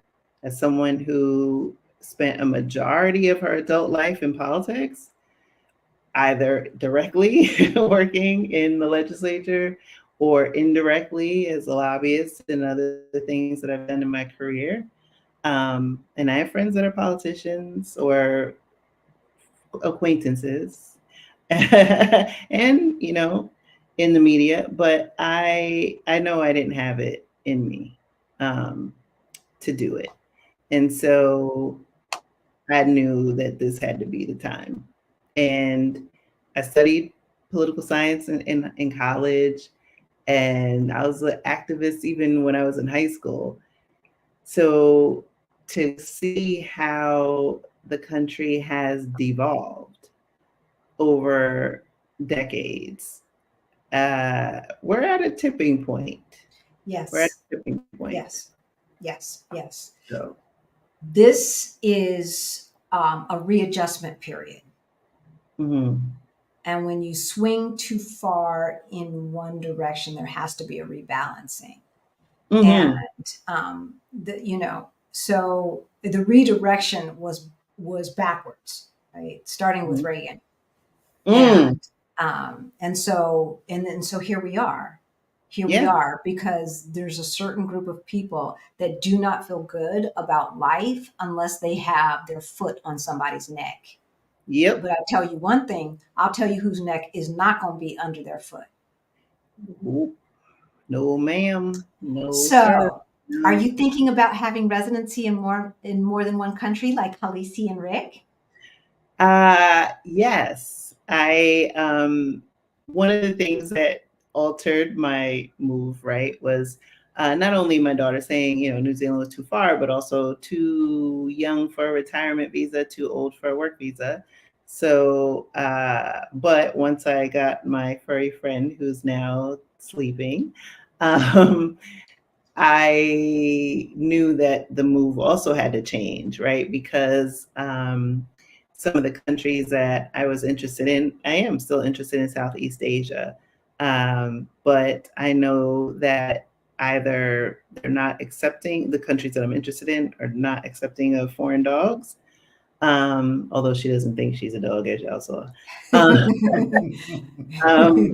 But that, or even the distance, right? Having her go back and forth, it's enough to get her to Portugal. We have to go this week for her checkup before the flight.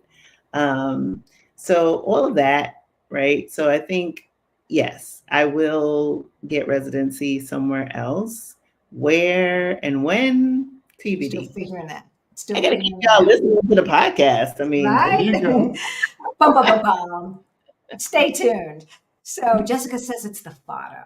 It's the photo that brings on that saudade, that humbleness. mm, So I love it. I love it. I love it. 51 and interested. All right, Lawrence. It is never too sign late. up, And sign up. and It's not too and late. Jazzy, you just heard. So was it H and D is D in Poland? Is that what you said?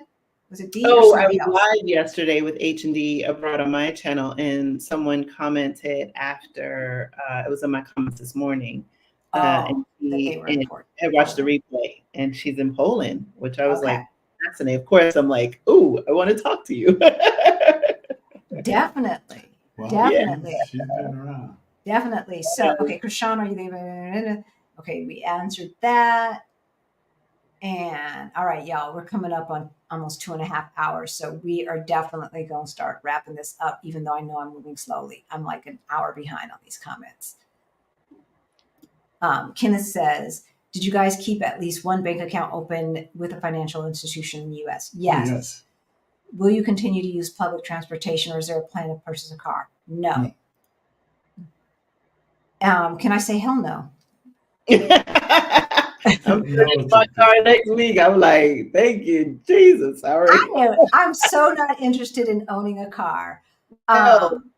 And that's another reason why we live in Lisbon, because the public transportation is so good. And right now, Bolt and Uber and stuff like that is still affordable. So yeah, cheaper than car and gas. Remember, they're on the metric system. So you see that price.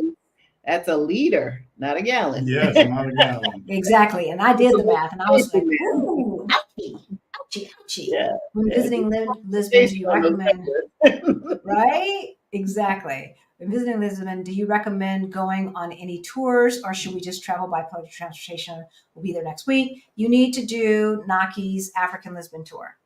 Yes, most definitely. You need to do African Lisbon tour. So anybody who comes onto our channel talking about we don't like, before we even finalized our decision, we already knew about not only the history of Portugal beyond the 2 sentences from American history class, but we also knew the feelings of the African immigrants through Naki's eyes and through his accounts of his friends, right? Of how they're feeling about their life today. So we did not move here naively, thinking that this was some nirvana or someplace like that. That does not exist on the planet Earth where human beings are. So yeah. Definitely do that tour. And if this is a scouting trip, there is a scouting trip checklist in the description below. I would get that and make sure that you are thinking about all of those things, if not integrating it into your schedule. Oh, I see Pit House 40. Thank you for binging the Blaxit Global podcast. Yay. Love it. Right? I worry about federal politics in some countries. That's important. When we first moved to Spain, the dictator Franco had just died. We almost went back to the US. That is why we have residency in more than one country, because even though we checked the politics before we moved here, politics change. Well, not only that, I don't think, there's an appreciation for undercurrents of movements that are happening that as a Native person, you know about, that is not necessarily vocalized in newspapers and things like that. Yeah. We live in a global economy. And so we need to open the aperture to understanding, because just getting your information from mainstream media is not going to be a recipe for success, because there's so many gaps in knowledge. And so to the extent that you find yourself to be a curious learner, take the initiative, start to go on tours, research, go to the library, That's how you expand your knowledge base and become the global citizens that we need to be, Yes. and to put us at an advantage, because we are at a disadvantage as Americans. Yes. We don't know most of us only know English versus the rest of the world that has many languages. Most people you encounter know several. Most people in other parts of the world have a deeper knowledge base of history and world history than we have, and so we have to understand that we are at a disadvantage. And so to the extent that you become a curious learner and an active participant in designing the life that you want, and being humbled, right, and saying I don't know, right, that's how you grow, and that's Yes. how you can bring forth change, because you're willing to meet someone. They're willing to meet you where you are, and you're willing to be in a learning capacity and of service. Exactly. Exactly. So, how comfortable do you feel walking Bailey at night as a single woman here and there? Not yet there, only because we're days But away. you've walked around here at night as a single woman. So whether you have the Oh dog or yeah, not, right? yeah. How safe did you feel? Actually, let me think about it for a second. I think Portugal is the first country. I have rules. I'm mostly a solo traveler. And so I have a rule that I don't go out at night. Anything I do has to be before the sun goes down. If I'm traveling with a group, that's different. But my rule as a solo, daylight only. Except for when I was in Portugal, I broke my rule. And Interesting. Yeah, I was because honey, out. we stay out late. But and this was weird because I wound up having, it was a speaking engagement, and I said, oh, I can do it even though I was in Portugal. So it was an online speaking engagement at a university. And by the time I was done, time zones and everything, it was pretty late. And I was getting hungry. And I was in Belém, and I got turned around, but I walked for a long time. I felt completely safe. And then another night I was out and decided, oh, no, I'm fine. Completely safe. Would I do that in the States? Hell to the no. Hell to the no. And I lived, Right? not at my former place wasn't gated, but it was a private community. Mm-mm. Mm-mm. Yeah, right. And here, for the person who asked that, and then we'll get to user 6498, is when we were coming back during the All Saints. Okay, so there's a few things. One is when you live in a dense city like this, there's always foot traffic. The more foot traffic, the more safety, right? You don't want to be on some secluded back alley by yourself in the dark, in the corner, in the booth, right? So that's one thing. That's part of that energy, which I love. But the other thing is, remember when we were coming back from St. Anthony's or whatever, and there was a lady. I said this old lady. Now I'm an old lady, but I forget. Old lady. I'm gonna be 90 years old calling somebody else an old lady. Because in my mind, I'm not of a certain age. But anyway, They're like, what is she talking about? but she was definitely older than we are. I think probably the way she carried herself, I would say she's closer to 80 to 85, right? A little bit of mobility issues, etc. All day long, walking by themselves at night. Yeah. You see Not those, looking around furtively, with fear, just yeah, doing their thing. clutching their Just doing their purse, thing. you No, know. none of that stuff. None of that stuff. None of And that shenanigans. so what user 6498 says is well correct. So 5 years to citizenship in Portugal. But no, you don't go apply and then 2 days later you have a passport. We know someone who's applying right now, so we'll let you know what their timing was as they let us know. Um, So this is something, again, you will learn in the summit, that the government offers language classes that are offered in public schools all around the country. And so once you get here and you get in the WhatsApp groups and all of that, and or your Fregazia will let you know where in your neighborhood these language classes are. As far as private lessons that Rick and I take, we take that through a platform called Preply. We have a native Portuguese speaker. She too is from Angola, like Portuguese with Carla. And we do one-on-one with her via Zoom. Kevin wants to know about shipping crap. Would love to hear how you shipped items, not planning to bring much. So we just shipped suitcases because I didn't want to go through the airport with all of that crap, especially like if you've got a direct flight from the East Coast, ain't no thing. But when you're coming from the West and you have to do a connector, like we can go direct to Europe. That's a lot of baggage to try to change. Right, but there were not any good prices for direct to Lisbon. So that means we have one connection.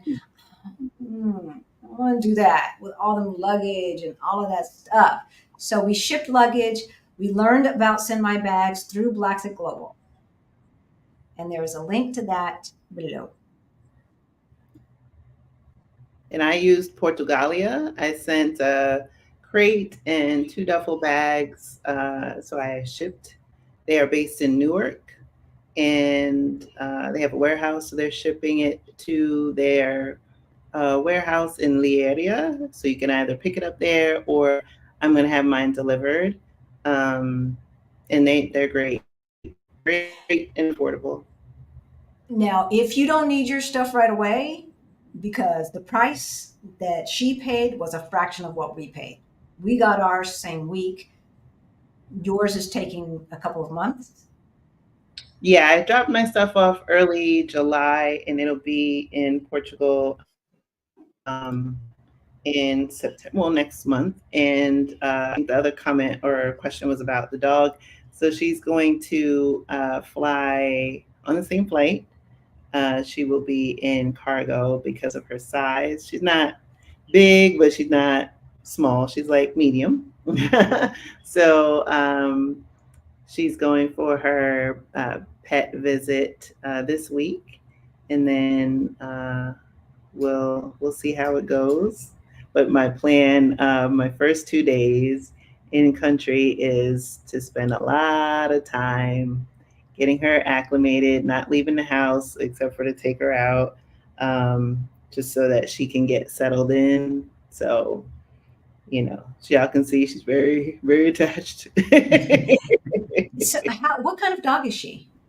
She's a Cavachon. So her dad was a Cavalier, and her mom's a Bichon. Bichon. Okay. She's so cute. She looks, she's so cute. She's a sweet I can't girl. wait to meet her. So Diane, yes, in my opinion, the hills are comparable to San Francisco hills. Not in every single neighborhood everywhere, but in general, yes. In Coimbra and Porto too. So yep. Thanks for all the information. You're very welcome. And so for all of you who are just tuning in, y'all are the first to know that the Move to Portugal Virtual Summit is now available. It is 100% online. And somebody had a question about that, but they didn't put a Q in front of it. So we're so late now that I'm not going to go back and try and find it. What's the difference? Okay, so DY says, what's the difference between general session and the VIP? I think I answered that. Yeah. And Bill Chivers asks, how are you planning on getting Bailey over? Everything hey, Roger, everything that you need to know about pet passports and all that stuff, we will definitely have that information in the Move to Portugal Summit. Yeah. What about healthcare system? What up, Halisi? Halisi Vincent. Hey, Roger. Good to see you in the chat.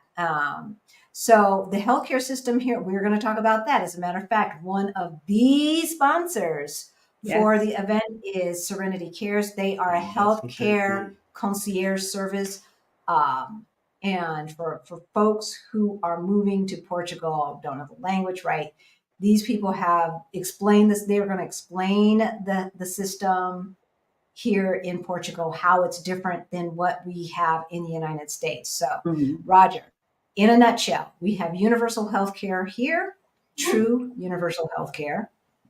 And then there's a private healthcare, there's a private insurance system and healthcare system that works in conjunction and sits on top of that for icing on the cake.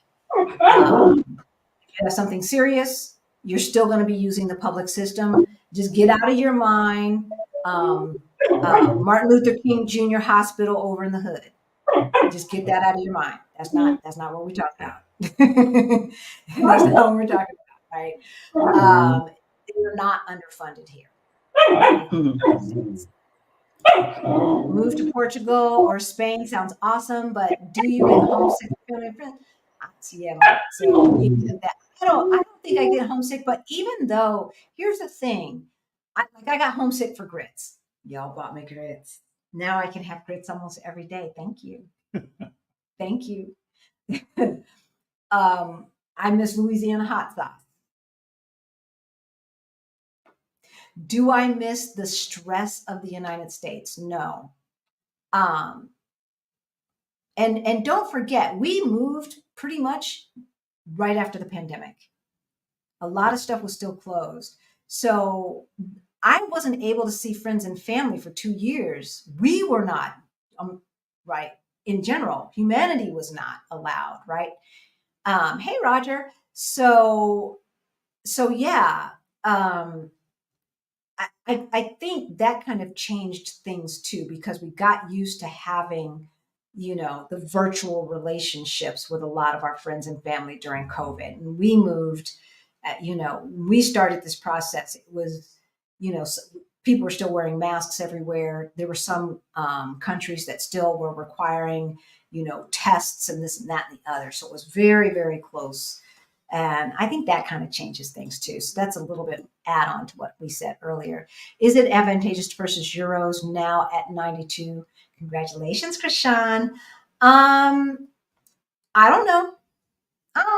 I know that it has gotten down to like 85 cents, 80 cents, 78 cents. If you look back 10 years ago. And then just a year ago, it was like $1.02 to every €1. So we were ahead, right? We got more, 2% more. Woo! I don't know. Am I going to move some money? Probably, because I've seen it worse. So thank you, Roger, one of my old colleagues from my old life. You're very, very welcome. And thank you. We love having this new life. And I know that you purchased Beyond the Bling. How's that going? Jazzy old chick, in your experience, are there considerably more Black females moving abroad than there are Black males? Yep. I don't see many men in the YouTube groups. Trying to change that, though. We're trying to change that. Yeah, we have several of our members here, men that are in the comments. I know Malcolm was with us. I'm not sure if he still is, but he is in there. And we have a few in our community. And every season of the podcast, I make sure ever since season 1, we at least have one male, right? And that's important because, and when that happens, that's when I hear from the guys. Whenever I have a guy on the podcast, interesting. That's when I hear from the guys, and they always say thank you because we don't see ourselves represented in different forums, and I think it's just we're hardwired differently, but at the core we know that representation matters, and so that's why it's important. Yes, definitely. And which is one of the reasons why I'm so glad that Rick agreed to do this YouTube channel with me, because at first he told me no. So if we have enough men coming to the virtual summit, here's the deal. It's a virtual summit. So if you're a couple, you don't have to buy 2 tickets. I'm just going to put it out there because I don't want you to feel like you're cheating. You're both sitting in front of the same computer at the same house. You'll only get one login. But whoever's in front of your computer is in front of your computer. We don't have any control over that.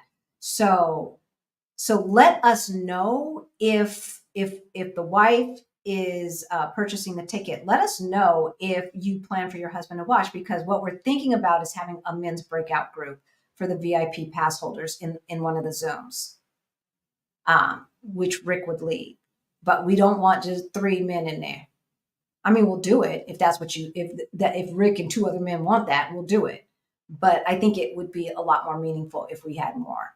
And so there is no Portuguese consulate in Denver, Laura. There's a Mexican consulate in Denver. I was going to ask if she was talking about Portuguese or Mexican. Yeah. So the Mexican consulate in Denver went great for us. It was like we got approved within an hour and we were good to go. Boom, And done. they put the visa right there in your passport. Right there on the spot, unlike Portugal. So you have it before you leave. Yep. We went there at 9 a.m. By 11 o'clock, we left with our residency visa in our hand. Love Mexico. Love it. Love it. Like, that ain't Portugal. I love Portugal, but not that part. They put you through some hoops. So you have to be serious. If you want to do this Portuguese thing, you have to be serious. Does anyone play Bid Whist? Talking about our game night? Yeah, we played Bid Whist, but we didn't play it last night. I'm not Black, obviously. Hey, Roger. Yeah, we know. But so much of what you were talking about is applicable to everyone, right? Yes. LGBTQ community, et cetera, et cetera. So yeah, absolutely. Absolutely. Have you guys heard about the rent control of Portugal? Yes. Apparently you won't be able to charge more than 5% of previous year rent past 5 years. Yes. Which includes, yes, there is, it should be in your lease. It was in our lease. I had to make sure. I asked our immigration person, I was like, what is this they're talking about? And she said, this is standard. They basically have federal rent control. And so when you're in a lease, there is a law that says you can only raise the rent by a certain amount. And it doesn't say what that amount is. It just refers back to the article of the either it's in the Constitution or in their set of laws. So I don't know enough about a parliamentary government to know how that works, but they all basically work the same, right? So it's on a countrywide level, not just in Lisbon, which is really, really cool. And so that's why we signed a 3-year lease. By law, you only have to do a third, but that's why we signed a 3-year lease, because the price that we're paying is awesome. And knowing that he can only raise the rent by so much for the next 3 years feels really good. What some of these greedy people try to do is get you to sign a 6-month lease so they can raise your rent every 6 months. Right? Because once the lease is over, then they have the right to raise the rent to whatever. They can raise $1,000, €1,000, whatever. What is your guys' our awesome phrased in a Jeopardy question? Michael, it is too late. It is 11 o'clock at night here. So we will wrap this up. Oh my God. The internet just went weird. Okay. We are going to wrap this up. They'll be trying to make my brain work. Yes. Tell Alexandra about Rossini. He'll help her. Thank you, BP. Yes, he will help you. He will help you. He is here on the ground. He's the one who found this apartment. He said it's really hard to find apartments like this now. When he says apartments like this at this price, this is a year ago. We signed this lease a year ago, you guys, and then we just re-upped for another 3 years and he didn't raise the price on us. Rossini has the strategies to find the deals. He's not cheap. I'm just going to put it out there. But you've got a Portuguese speaker who is on the ground, who has every single incentive to help you. Whereas that's not necessarily the case with a real estate agent who is going to get a commission based upon how much rent you are paying. So what is their incentive, right? I don't know. I know that there are people with morals and they're going to say, look, you're my client and I'm going to do the best by you. But I know the incentive is to have you pay more. Would I be able to use a European converter to use on my electronics? Mm-hmm. I have printers and machinery for my business that is costly to replace. Printers are not costly to replace. They have printers here, baby.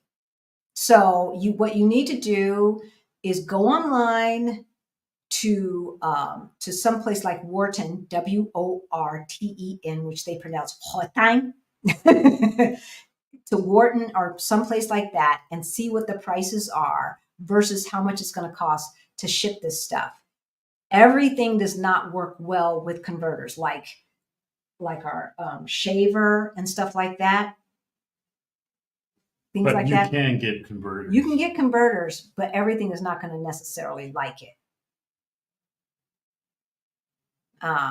And it would have been more expensive for us to ship our printer than to just buy another one. And that might be the case for you. Now, if you've got specialty stuff and all of this, not just a laser printer or a inkjet printer, then that might be different. But for the average person that just has your basic laser printer, and we had a good laser printer. I mean, it printed pretty fast. It wasn't like to do a bunch of tax returns at tax season, not like that fast, but it was business quality. More on slow travel, please, as lifestyle, not a vacation. We did do one slow travel with a author, and it's called The Artistry of Slow Travel. But then again, a lot of the folks who are on our channel are also slow travelers. Just because they have residency one place doesn't mean they don't spend months bopping around. But yes, I hear you. I hear you. We like bopping around. I just need a place to put my stuff, even though I don't have a lot of stuff. It gets too nervous. Okay. All right, y'all. So once again, we are here to announce the official launch of the first Move to Portugal Black Summit. Move to Portugal Virtual Summit geared towards our community. Chrishan, does your shipping company do other countries? I don't know. That's a great question. I'm not sure, but definitely check out there. I'll put it in. I realize I have a comment capability. You do. You can put a comment. Yeah, I guess because I'm streaming to my channel too. Alisi, the new Epson printer is real slick and nice. I just realized our printer was under €100.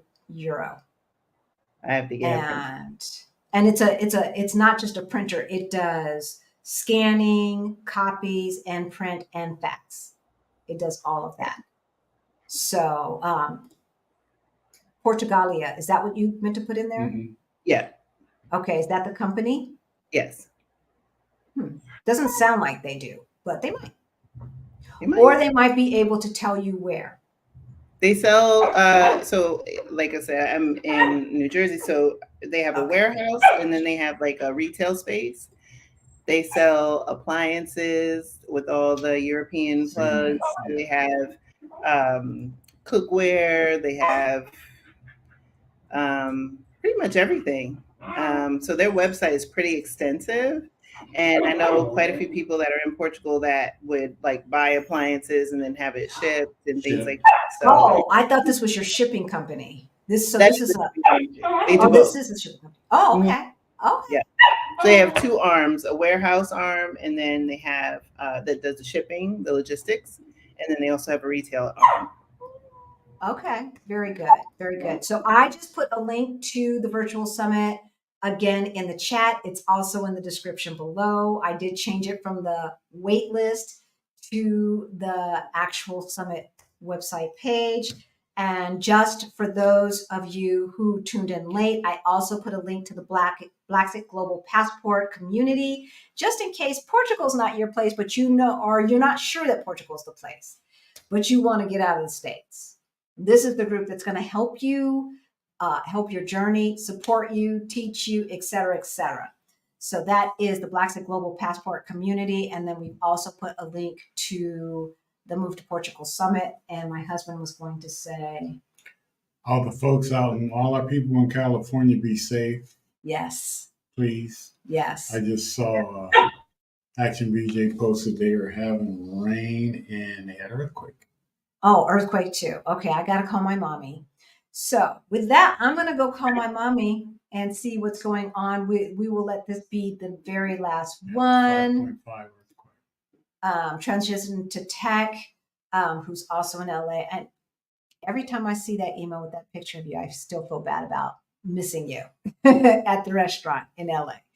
Have you checked on your family in LA? Yeah, I just talked to them 2 days ago, but I'm going to call again. There was a 5.5 in Ojai 20 minutes ago. Oh, wow. Impacts of Hurricane Hillary.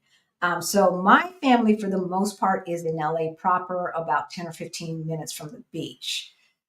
So they're not out in the deserty areas. But still. But knowing her mother, she doesn't have. But still. Provisions. She don't. I know. Yeah, I know she ain't got no provisions. She got some old chicken with frostbite. That's what she got. That's what she got, and some eggs from when we were there 2 years ago. So, all right, y'all. I think we did it. We would definitely be praying for our families and friends in Southern California and California in general, and in the States, y'all, because y'all in a terror zone. We want you out, and that's why our Black Utopia has partnered with Blaxit Global to do this very first Move to Portugal Virtual Summit geared towards our community.